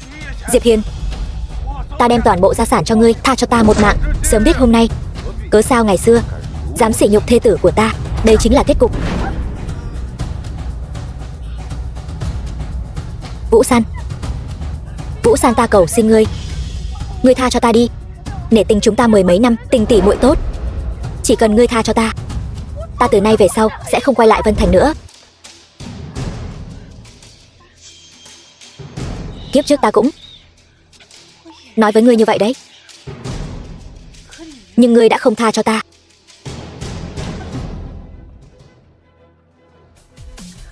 Ta cuối cùng đã báo thù, cảm ơn ngươi.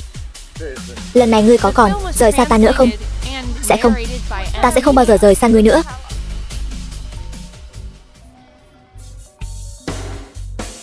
Alo.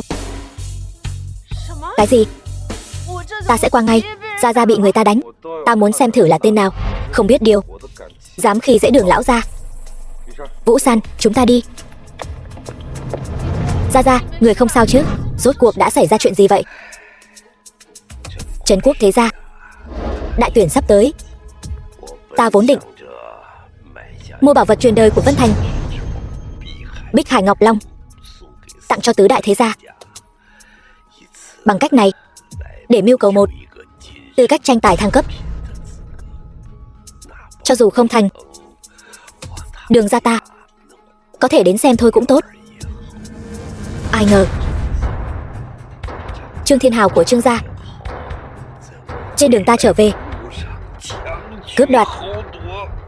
Hắn cướp Ngọc Long, còn đánh ta bị thương. Cái gì?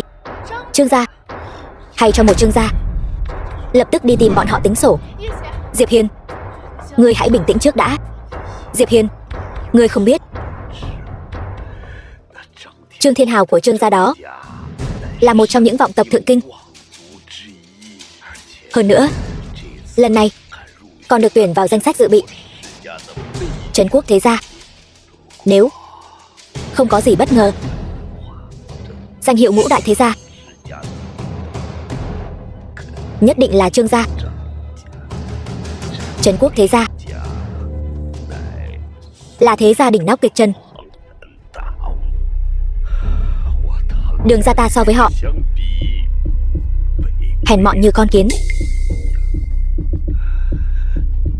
Ngươi là chiến tôn, nếu tùy ý nhúng tay vào chuyện thế tục,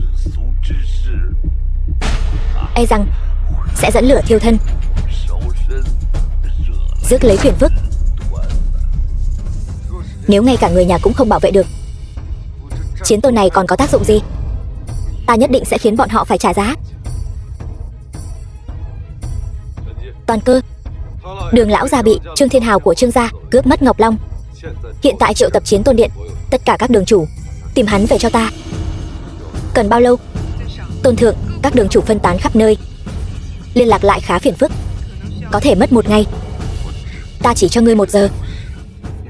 Lũ các ngươi gan to thật đấy, dám cướp Ngọc Long, đưa hắn xuống vô gian địa ngục.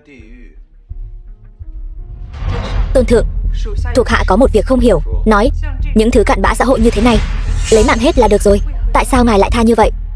Ta đến đây là vì 3 lý do. Thứ nhất là để trả thù cho Đường lão gia, đoạt lại Ngọc Long. Thứ hai, dưới danh nghĩa Đường gia đánh tiến ra ngoài, để lại một tên sống, chính là để cho tất cả mọi người biết có ta Diệp Hiên ở Đường gia. Kẻ nào dám gây sự, kết cục chỉ có một, mất mạng. Thứ ba là ta còn có một việc lớn phải làm, để tránh đêm dài lắm mộng phát sinh biến cố. Tôn thượng, ngài nói là chuyện không nên hỏi thì đừng hỏi. Nhiệm vụ của ngươi là giám sát chặt chẽ Trương gia, còn có Trấn Quốc thế gia của hắn ta. Vâng, 1000 năm một lần. Tiêu Vũ, gia chủ ngũ đại Trấn Quốc thế gia. Ngày Trấn Quốc thế gia được thăng cấp chính là 3 ngày nữa. Mọi việc đã sắp xếp thế nào rồi? Với Tiêu gia làm đầu, thiệp anh hùng của tứ đại thế gia. Mạnh Đức Minh, gia chủ ngũ đại Trấn Quốc thế gia, đã được phát đi khắp cả nước. Đã mời đại diện bách tộc các tỉnh đến tham dự. Chuyện thăng cấp của Trương gia đã được lo liệu ổn thỏa rồi. Tiêu đại ca, ngài cứ yên tâm. Hiện tại ngoài Trương gia của Thiên Hào, còn có một tên nhóc của Phong gia đủ tư cách thăng cấp. Tuy nhiên, chúng ta đã gây áp lực rồi. 3 ngày sau, chắc chắn sẽ thành công. Cha nuôi, Mạnh thúc thúc, lâu rồi không gặp. Trương Thiên Hào, thiếu chủ Trương gia. Con trai cưng của ta, sao lại nóng vội, mà hôm nay đã đến tìm ta rồi? Yên tâm đi, vị trí trấn quốc thế gia thứ 5 chắc chắn thuộc về Trương gia của con. Đúng vậy, đến lúc đó chỉ cần làm thủ tục cho có lệ là được. Đa tạ cha nuôi, đa tạ Mạnh thúc thúc. Hôm nay tôi đến đây là có việc khác. Vậy con đến đây là vì chuyện gì? Để cảm tạ sự dìu dắt của cha nuôi và Mạnh thúc thúc, tôi đã có được một bảo vật vô giá ở Vân Thành. Hôm nay tôi đến để tặng cho hai vị. Bảo vật vô giá? Cháu trai, con có biết hai chúng ta đều là trấn quốc thế gia, thứ gì mà chưa từng thấy. Bảo vật mà con nói đến được lưu truyền ngàn năm, toàn thân mang sắc ngọc bích huyết long, sống động như thật.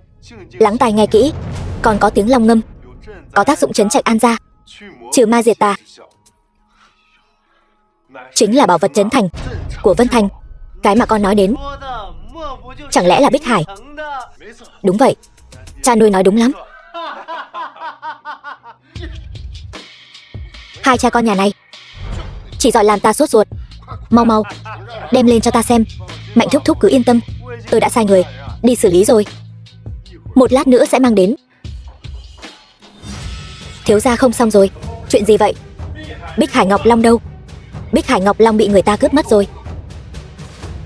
Giữa ban ngày ban mặt, Bích Hải Ngọc Long mà cũng bị cướp sao? Bọn ngươi làm ăn kiểu gì vậy? Nói xem là ai làm. Hắn nói hắn là Diệp Hiền nhà Đường gia. Đúng, chính là Đường gia. Hắn còn nói muốn Trương gia chúng ta phải trả giá. Thì ra là Đường gia. Thật to gan lớn mật. Chẳng lẽ hắn không biết Trương gia sắp được thăng cấp thành trấn quốc thế gia sao? Hắn nói hắn biết, nhưng mà trấn quốc thế gia cũng chẳng ra gì.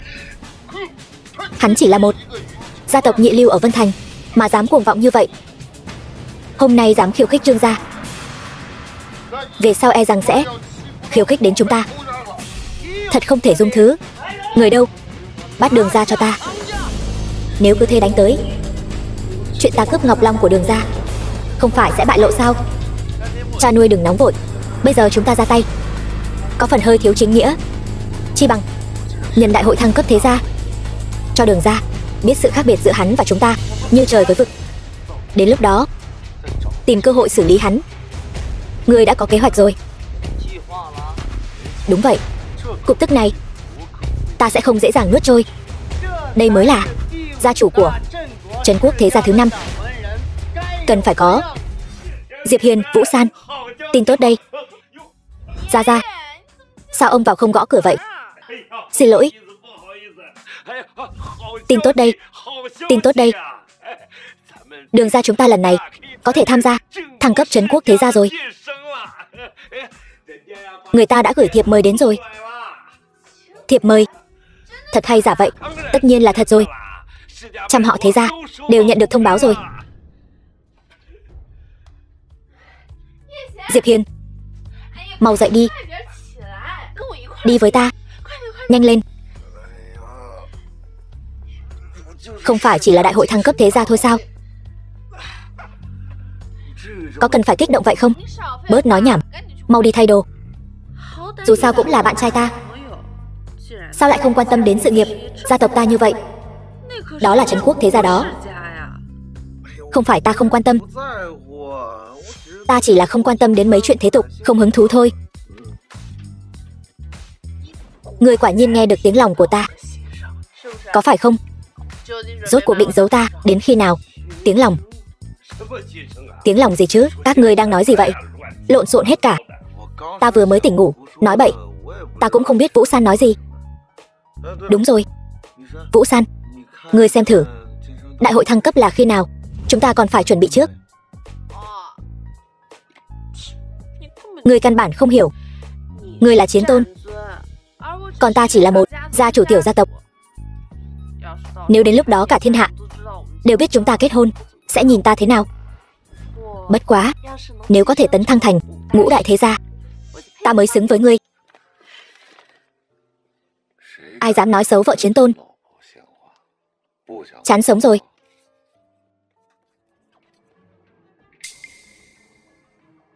Chờ đã. Trên đây viết là chẳng phải là hôm nay sao? Cái gì? Ra. Ông chuẩn bị xe đi. Không kịp nữa rồi. Đi nhanh. Mau dậy.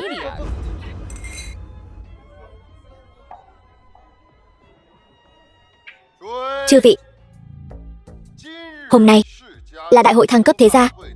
Người tham gia là Trương Thiên Hào của Trương gia, Phong Thịnh Khải của Phong gia, Phong Thịnh Khải, thiếu chủ Phong gia. Còn có Đường Vũ San của Đường gia. Do Đường gia vô cớ đến muộn vắng mặt, vậy nên hủy bỏ tư cách tham gia của họ. Đường Vũ San của Đường gia đến.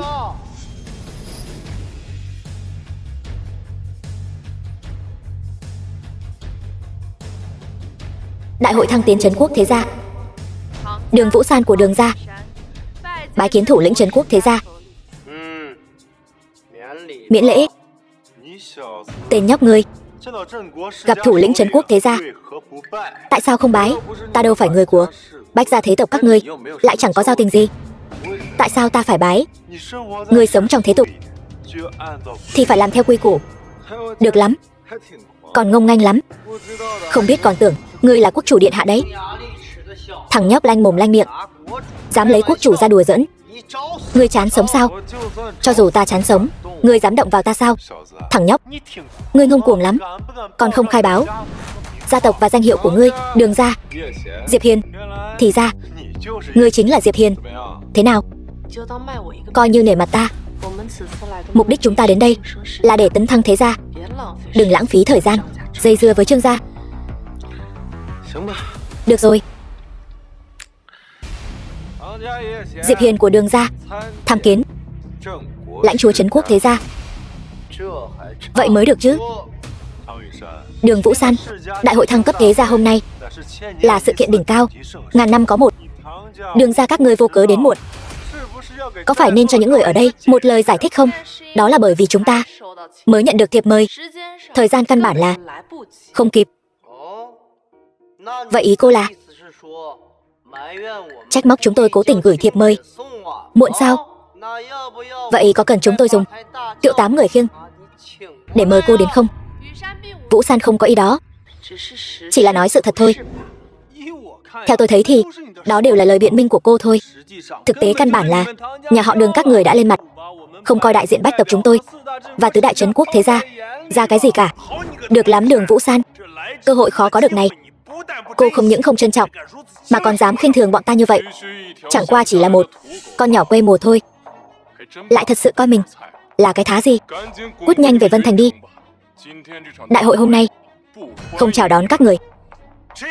Loại người này trong cuộc cạnh tranh ngũ đại thế gia này, nhà họ Đường này căn bản không có tư cách cạnh tranh. Cút đi. Thế gia thăng cấp dựa vào thực lực, không phải dựa vào các vị ở đây sủa vài tiếng là có thể thăng cấp thành công. Xin lỗi nhé, tôi quên mất, cậu còn không có tư cách thăng cấp. Làm khán giả thì chỉ việc xem thôi, đừng sủa như chó dại. Nhóc con, ở đây có phần mày lên tiếng sao? Sao nào? Nói họ chứ có nói mày đâu. Diệp Hiên, đây không phải Vân Thành của các người, nói sai lời là có thể mất không chỗ chôn đấy. Để tôi mất không chỗ chôn, để xem ngươi có bản lĩnh đó không. Khẩu khí lớn thật đấy. Ngươi biết bọn ta là ai không? Dám ăn nói ngông cuồng như vậy. Ngươi là ai thì liên quan gì đến ta? Thật không biết nhà họ Đường này làm thế nào mà có được tư cách tham gia đại hội thăng cấp, mà lại phát lối như vậy. Khoác lác, thật là không biết điều. Đường Vũ San, cô có tin không? Bất kỳ ai trong số chúng tôi ở đây đều có thể bóp nát nhà họ Đường các người. Diệp Hiên, nói chuyện phải cẩn thận đấy. Thân phận của những người ở đây ai nấy đều thâm sâu khó lường, không phải loại nhà quê như ngươi có thể so sánh được. Cũng như Phong thiếu bên cạnh tôi, cậu ấy là truyền nhân của quốc sư nhất mạch, tài sản trăm tỷ, lại còn có kim bài do quốc chủ ban tặng. Diệt nhà họ Đường các người cũng chỉ là chuyện cậu ấy động môi thôi. Trương thiếu ngài mới đúng. Ngài là hậu duệ của thừa tướng, bối cảnh càng thêm thâm sâu khó lường.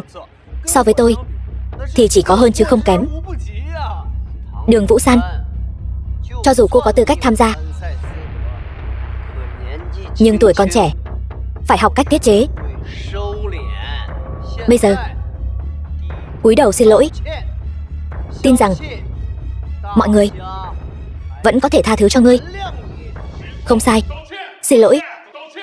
Tất cả im miệng cho ta, bảo bọn ta xin lỗi. Ngươi xứng sao? Chỉ với thân phận nhỏ bé này mà có thể ở giữa bách tộc thế gia, khoác lác như vậy, thật là một đám ếch ngồi đáy giếng. Rác rưởi, hay cho một tên cặn bã. Biết ngươi ở đây nói nhăng nói cuội cái gì không?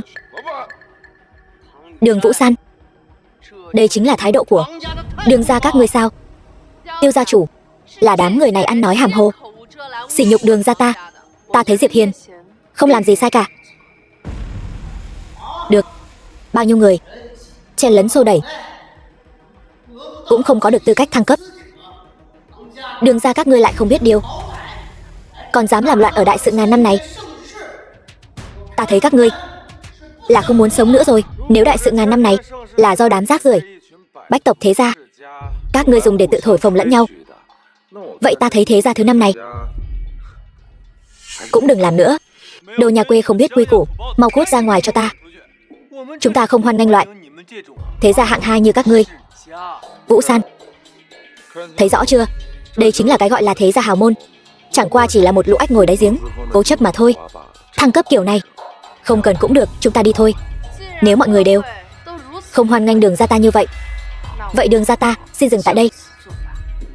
Chư vị, hữu duyên tái ngộ. Muốn đi không dễ dàng như vậy đâu. Trương Thiên Hào, ngươi muốn làm gì?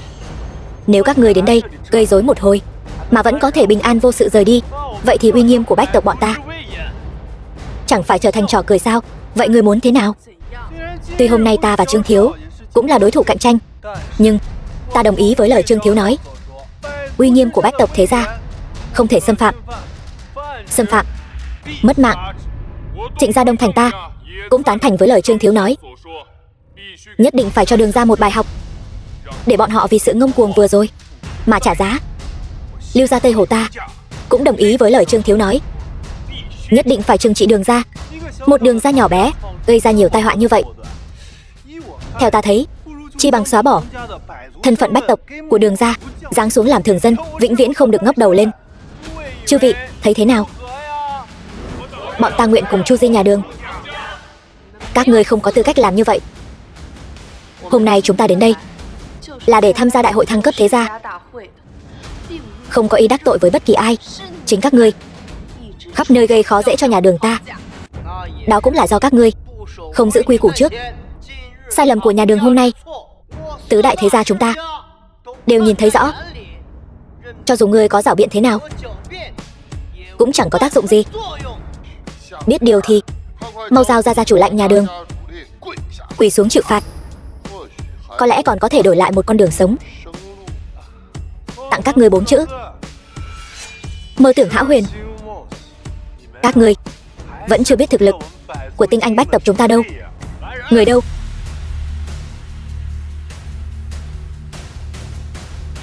Trấn áp đường ra.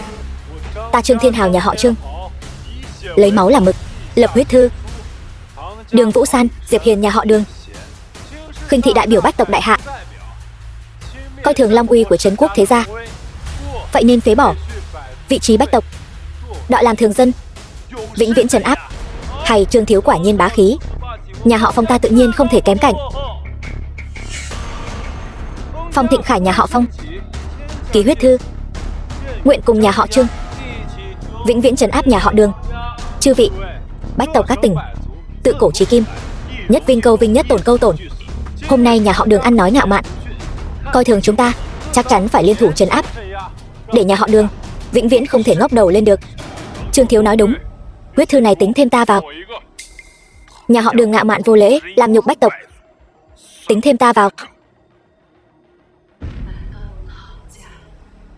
Hôm nay định đứng về phía đối lập với bách tộc của thế gia đại hạ sao? Vũ San, đại hội thăng cấp thế gia hôm nay E rằng là một cái bẫy của Trương Thiên Hào. Khó trách thiệp mời của chúng ta lại được gửi đến muộn như vậy, là bọn chúng cố ý gây khó dễ cho chúng ta. Yên tâm đi, binh đến tướng chặn, nước đến đất ngăn, bất kể chúng dùng thủ đoạn gì, chỉ cần có ta ở đây, không thể nào lai chuyển nhà họ Đường một chút nào. Đường Vũ San, huyết thư trấn áp, bách tộc liên danh, nhà họ Đường các ngươi e rằng sắp biến mất khỏi hàng ngũ hào môn đại hạ rồi. Đây đều là do các ngươi tự chuốc lấy. Biến mất, ngươi chưa có thực lực đó đâu. Giả vờ giả vịt, ta thấy ngươi căn bản là không hiểu hàm lượng của tờ huyết thư này. Tên này nói không chừng chỉ là một tên thuộc hạ của nhà họ Đường, căn bản không biết nhà họ Đường hiện đang phải đối mặt với nguy cơ gì. Vậy sao? Thế nhưng sao ta lại cảm thấy ta chỉ cần vung tay lên là có thể giải quyết một chuyện nhỏ nhặt này?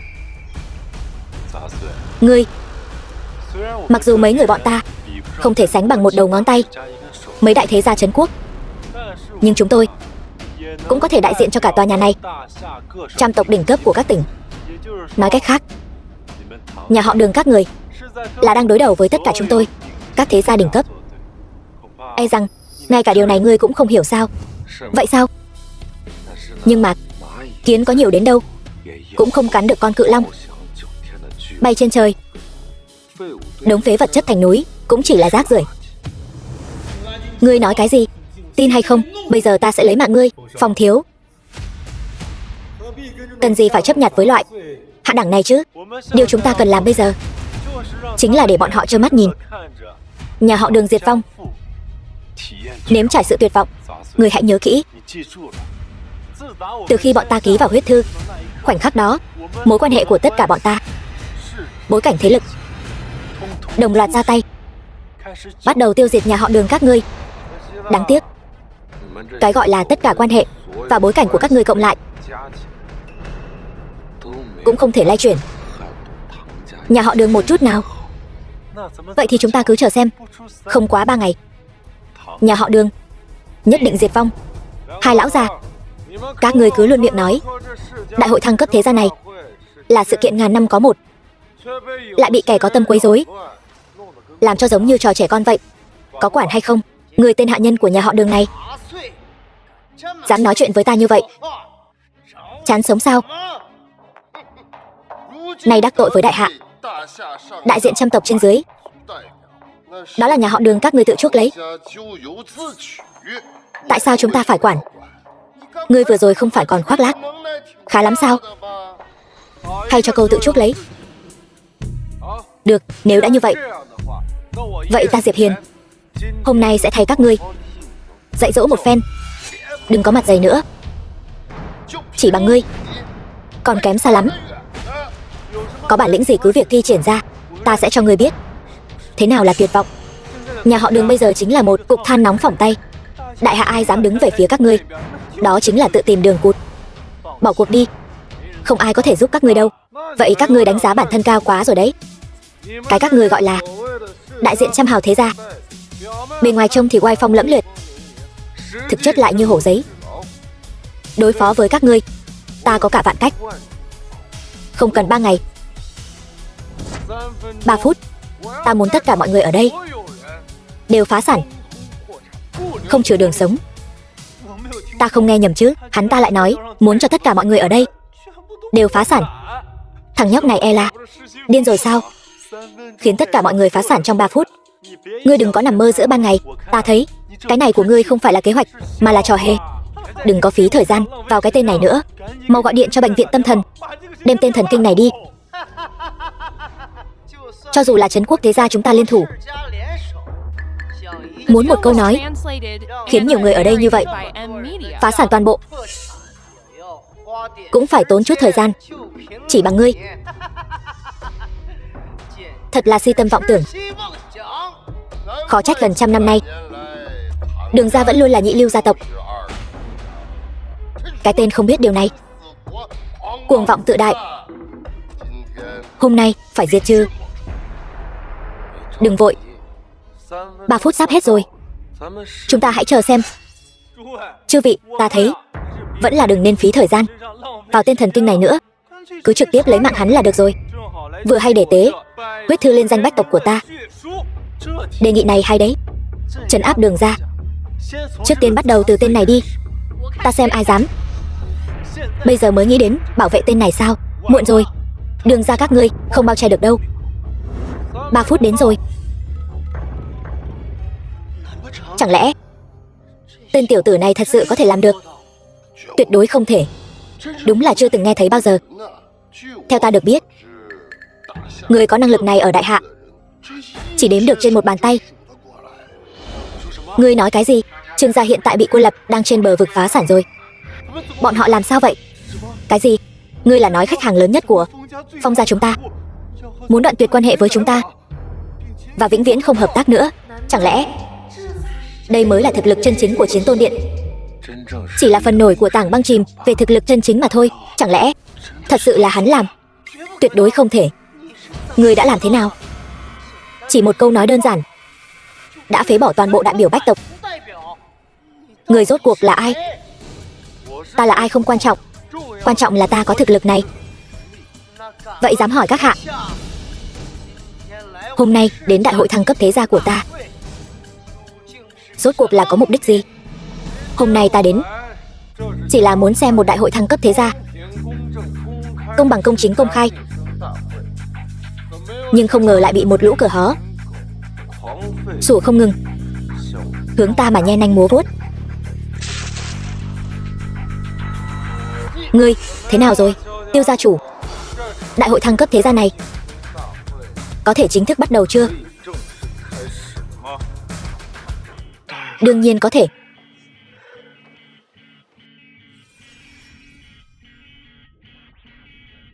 Vậy thì bắt đầu đi. Nhưng Diệp tiên sinh, nếu ngài cũng là đại diện của Đường gia, đại hội thăng cấp này e rằng không cần phải so sánh nữa. Dù sao, những người này đều kém xa ngài. Ta đã nói rồi, ta muốn là sự công bằng. Ta không đại diện cho Đường gia. Các ngươi cứ theo quy tắc của các ngươi mà làm. Thắng thua chúng ta nhận. Được. Vậy kết cục dù thế nào cũng xin Diệp tiên sinh đừng trách chúng ta. Đại hội thăng cấp thế gia chính thức bắt đầu. Mời Trương gia Trương Thiên Hào, Phong gia Phong Thịnh Khải, Đường gia Đường Vũ San đứng giữa hội trường. Điều kiện thăng cấp trấn quốc thế gia đầu tiên chính là so tài sản. Chúng ta đã bí mật điều tra rõ ràng, bây giờ chính thức tuyên bố. Trương gia hiện có tài sản 500 tỷ, doanh nghiệp dưới trướng trải rộng khắp các tỉnh Đại Hạ. Phong gia hiện có tài sản 300 tỷ, kém hơn một bậc. Đường gia chỉ có 100 tỷ. Đường tiểu thư, xem ra cô với chúng ta vẫn còn chút chênh lệch. Cuộc so tài này xem ra Trương thiếu gia đã thắng chắc rồi. Chúc mừng. Nếu không có dị nghị gì khác, vậy ta tuyên bố phần so tài sản Trương gia. Khoan đã, Diệp tiên sinh, chẳng phải lúc nãy ngài nói muốn so tài công bằng công chính sao?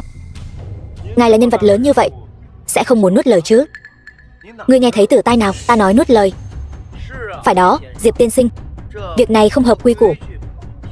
Trăm tộc thiên hạ đều đang nhìn đấy. Ta chỉ muốn nói, cái cuộc điều tra của các ngươi có chút không được chặt chẽ. Trăm tộc thế gia này có bất kỳ động tĩnh gì đều không thể thoát khỏi pháp nhãn của trấn quốc thế gia ta. Chỉ chút chuyện nhỏ này chúng ta không đến nỗi không điều tra rõ ràng. Bảng xếp hạng này tuyệt đối chân thực. Diệp tiên sinh cứ việc điều tra. Nhưng theo ta được biết, tài sản của Đường gia hiện tại ít nhất vạn tỷ. Với quy mô và thực lực hiện tại của Đường gia, có thể có tài sản trăm tỷ đã là rất khó khăn rồi. Im miệng. Đến lượt ngươi lên tiếng sao? Ta ở Đường gia lâu như vậy, ta rõ nhất. Ta chẳng phải vì danh tiếng của Diệp tiên sinh mà suy nghĩ sao? Nếu không thì để Đường tiểu thư đưa bằng chứng tài sản vạn tỷ ra đây. Đường gia thật sự có. Khi nào ta có tài sản vạn tỷ trong túi cô đó? Mở ra xem đi. Sức nặng của tấm thẻ đen này, chắc hẳn các vị ở đây đều rõ trong lòng rồi chứ. Đây là thẻ đen tối thượng. Sao Đường gia lại có thẻ đen tối thượng? Nghe nói chỉ người có thân giá vạn tỷ mới có thể sở hữu tấm thẻ đen tối thượng này. Bây giờ tài lực của Đường gia chắc hẳn ở trên các vị rồi chứ. Việc phát hành thẻ đen lớn như vậy, những người như chúng ta sao chẳng có tin tức gì cả. Bởi vì ngươi không đủ tư cách. Tiêu gia ta là đứng đầu tứ đại thế gia, ít nhiều cũng có chút quan hệ. Ta cũng chưa từng nghe nói khi nào phát hành một tấm thẻ đen tối thượng cho Đường gia. Diệp tiên sinh, tấm thẻ đen tối thượng này e rằng là của ngài. Nếu như vậy, vậy Đường tiểu thư thân giá vạn tỷ cũng không tính là gì. Quả nhiên trấn quốc thế gia không phải dễ dàng qua mặt như vậy. Thăng cấp thất bại không đáng sợ. Chuyện này nếu truyền ra ngoài, cả đời mất mặt xấu hổ, trở thành trò cười cho thiên hạ. Ngươi cũng không muốn Đường gia cả đời trở thành trò cười chứ. Vậy nhé. Cũng đừng nói chúng ta nhắm vào Đường gia không có lý do. Vừa hay hôm nay người đến quan lễ có một vị giám đốc của Ngân hàng Thế giới, không bằng để hắn nghiệm chứng một phen. Diệp tiên sinh, ngài thấy thế nào? Được. Phải. Thế nào? Cái thẻ này rốt cuộc là họ Diệp hay là họ Đường? Tổng bộ truyền đến tin tức, cái thẻ này chính là 3 ngày trước phát hành cho Đường gia thẻ đen tối thượng. Thẻ đen tối thượng. Tiêu Vũ, trận tỷ thí này Đường gia thắng rồi chứ? Đường gia có phải là có thể thăng cấp thành trấn quốc thế gia thứ 5 rồi không? Đường tiểu thư quả nhiên tài lực ngút trời. Trận tỷ thí này là thắng rồi. Nhưng thăng cấp trấn quốc thế gia chỉ có tiền vẫn chưa đủ. Ý của Tiêu gia chủ là Diệp tiên sinh không biết, tài lực chỉ là một trong những tiêu chuẩn đánh giá. Quan trọng hơn là truyền thừa và cống hiến. Ví dụ như Tiêu gia ta là hậu duệ của đại tướng bên cạnh, quốc chủ khai quốc đại hạ, ngàn năm truyền thừa. Đối với đại hạ có cống hiến không thể thay thế, cho nên mới ngồi lên vị trí đứng đầu trấn quốc thế gia. Thế gia không có truyền thừa, cho dù có nhiều tiền thì cùng lắm cũng chỉ là một kẻ mới phất, hoàn toàn không xứng với danh hiệu thế gia. Nói như vậy, truyền thừa và cống hiến cũng là một trong những tiêu chuẩn đánh giá tư cách thăng cấp, đúng chứ? Đương nhiên. Hơn nữa là quan trọng nhất, còn quan trọng hơn tài lực nhiều. Chính thức giới thiệu lại, ta là Trương Thiên Hào, thượng kinh Trương gia, là hậu duệ đời thứ 38 của thừa tướng năm xưa. Đúng vậy, truyền thống và cống hiến của Trương thiếu, ngay cả quốc sư nhất mạch Phong gia cũng tự thấy hổ thẹn. Còn Đường gia các ngươi cũng chỉ là nhị lưu gia tộc gần trăm năm, trở lại đây mới dần dần có chút khởi sắc, muốn ngồi vào vị trí thế gia thứ 5, e rằng vẫn chưa đủ tư cách. Thật là ngại quá. Diệp tiên sinh, xem ra ngài phải uổng công vô ích rồi. Điều lệ này không phải là do các vị đặt ra tạm thời đấy chứ? Diệp tiên sinh, đây vốn là quy tắc thăng cấp của thế gia. Ngài không biết cũng là điều bình thường. Chúng tôi tuyệt đối không có ý nhắm vào ngài. Diệp tiên sinh, chúng tôi biết thủ đoạn và bản lĩnh của ngài, nhưng dù ngài có thần thông quảng đại cũng không thể thay đổi sự thật là Đường gia truyền thừa bạc nhược. Đường gia truyền thừa bạc nhược, đó chỉ là do các vị ngu muội vô tri mà thôi. Trong vòng 3 phút hãy mang thánh chỉ đến cho ta. Diệp Hiên, hôm nay đã nể mặt ngươi lắm rồi, cho nên không biết điều. 3 phút còn mang thánh chỉ đến. Ngươi có biết bây giờ những lời ngươi nói đã có ý sỉ nhục quốc chủ không? Chúng ta có thể xử tử ngươi ngay tại chỗ. Ngươi thử động vào ta xem. Được. Người đâu? Bắt Diệp Hiền cho ta. Quốc chủ đặc sứ giá đáo. Đặc sứ đại nhân, ngài sao lại đến đây? Đặc sứ quốc chủ, hôm nay là đại hội thăng cấp của ngũ trấn quốc thế gia, tôi chẳng lẽ không thể thay mặt quốc chủ đến xem sao? Không, Tiêu mỗ không có ý đó. Hôm nay tôi đến là thay mặt quốc chủ tuyên bố ba đạo thánh chỉ ngự lệnh. Ba đạo thánh chỉ ngự lệnh. Điều này sao có thể?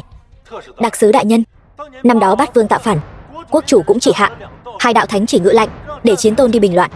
Ngài nói quốc chủ hạ ba đạo ngự lệnh, chẳng lẽ là đang giễu cợt tôi? Ngươi đang nghi ngờ ta? Không dám. Chỉ là ngài nói có hơi nguy hiểm, tôi có hơi không dám tin.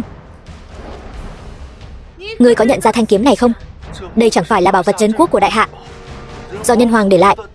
Thần hiên viên kiếm sao? Chính là thanh hiên viên kiếm này, nó vẫn luôn bị phong ấn, cho nên mới để Đường gia thay mặt bảo quản, để tránh kẻ gian nhòm ngó. Cho nên Đường gia những năm qua vẫn luôn ẩn danh, làm việc khiêm tốn. Hiện giờ Đường gia đã giải được phong ấn của hiên viên kiếm, thần khí trấn quốc tái hiện nhân gian, lại dâng tặng cho hoàng thất đại hạ, công đức vô lượng. Sao có thể như vậy được? Đường gia sao có thể có tầng quan hệ này chứ?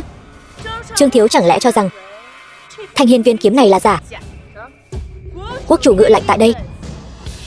Đường gia Đường Vũ San tiến lên nghe lệnh. Đường gia bảo vệ hiên viên kiếm có công. Hôm nay thân phận của Đường gia Thiên Niên hộ kiếm có thể công khai. Ta hỏi các ngươi, truyền thừa và cống hiến này cùng với cái trong miệng các ngươi, Đường gia rốt cuộc đã đủ tư cách chưa? Đương nhiên đủ tư cách. Đường gia bảo hộ trấn quốc thần khí gần 1000 năm, phần công lao kế thừa này ngay cả bọn ta cũng tự thấy hổ thẹn. Nếu đã như vậy, bất kể là tài sản tài lực hay là di sản kế thừa, Đường gia đều hơn hai nhà kia. Vậy thì vị trí thế gia thứ 5 này, Đường gia hẳn là ngồi vững rồi chứ? Đương nhiên có thể. Từ hôm nay trở đi, Đường gia chính là trong đại hạ thế gia trấn quốc thứ 5, ngang hàng với bọn ta, cùng nhau quản lý trăm họ thiên hạ. Đường tiểu thư, non cao đường xa, về sau cô nhất định phải cẩn thận hành sự, đừng để ta bắt được điểm yếu gì. Đặc sứ đại nhân, nếu đã như vậy, đại hội thăng cấp hôm nay cũng đến đây là kết thúc. Bọn ta xin phép cáo từ trước. Ai cho các ngươi đi? Quốc chủ ngự lệnh có 3 đạo, ta vừa rồi chỉ công bố 1 đạo, bây giờ ta sẽ công bố đạo thứ 2. Đặc sứ đại nhân, còn có chuyện gì sao? Tứ đại trấn quốc thế gia, Tiêu gia Tiêu Vũ, Mạnh gia Mạnh Đức Minh, cùng với một trong trăm họ thượng kinh, Trương gia Trương Thiên Hào bước lên nghe lệnh. Tứ đại trấn quốc thế gia quản lý trăm họ không chu toàn, coi trời bằng vung, kết bè kết phái, khiến trấn quốc thế gia rối ren như nồi cám. Hôm nay liền phế trừ vị trí thế gia, tịch thu gia sản Chu Di tam tập, đuổi ra khỏi đại hạ. Đặc sứ đại nhân, chuyện này sao có thể như vậy được? Nhất định là có kẻ gian hãm hại bọn ta. Xin quốc chủ minh xét. Hãm hại? Ngươi uy hiếp các gia tộc khác chỉ để bảo vệ con nuôi của ngươi. Chuyện này thật sự không ai biết sao? Ngươi ngậm máu phun người. Đặc sứ đại nhân, ngài đừng nghe hắn ngậm máu phun người. Diệp Hiên, ngươi tính là cái thá gì? Ta thấy ngươi là không muốn sống nữa rồi. Vô lễ. Đứng trước mặt ngươi chính là đánh lui địch 1000 dặm, hộ quốc hữu công, vạn người kính ngưỡng, đứng trên vạn người, Chiến Tôn điện điện chủ. Chiến Tôn đại nhân? Cái gì? Hắn là Chiến Tôn? Vài trò bẩn thỉu mà các ngươi làm, ai nấy cũng đã sớm biết rồi. Ngươi tên rác rưởi này, làm việc ngang ngược, cường hào ác bá, thậm chí còn dám đánh thương Đường gia gia chủ, cướp đoạt Bích Hải Ngọc Long. Các ngươi rốt cuộc là thế gia hay là thổ phỉ? Hắn vậy mà là Chiến Tôn? Đã biết rồi thì còn không mau cút ra ngoài, chờ đợi xử lý. Chiến Tôn đại nhân, cảm tạ ngài vì quốc chủ lôi ra những kẻ bại hoại này. Trách nhiệm của ta, vậy ta liền tuyên bố đạo thứ 3, thánh chỉ ngự lệnh. Đường tiểu thư, ta xin chúc mừng cô trước. Quốc chủ có lệnh, hôm nay ban thưởng cho Chiến Tôn Diệp Hiền, Đường gia Đường Vũ San, hai người kết làm phu thê, vĩnh kết đồng tâm, bách niên hảo hợp, và sắc phong Đường Vũ San làm thủ lĩnh thế gia, thay thế tứ đại thế gia, quản lý thiên hạ bách tộc. Thế nào, cái đại lễ này đấy, Nàng có thích không? Ta đã chuẩn bị rất lâu rồi. Gả cho ta đi. Làm gì thế? Có nhiều người đang nhìn. Mặc kệ đi. Nàng là quốc chủ mà, thân xác. Nếu nàng không đồng ý, chính là kháng chỉ. Ta đồng ý.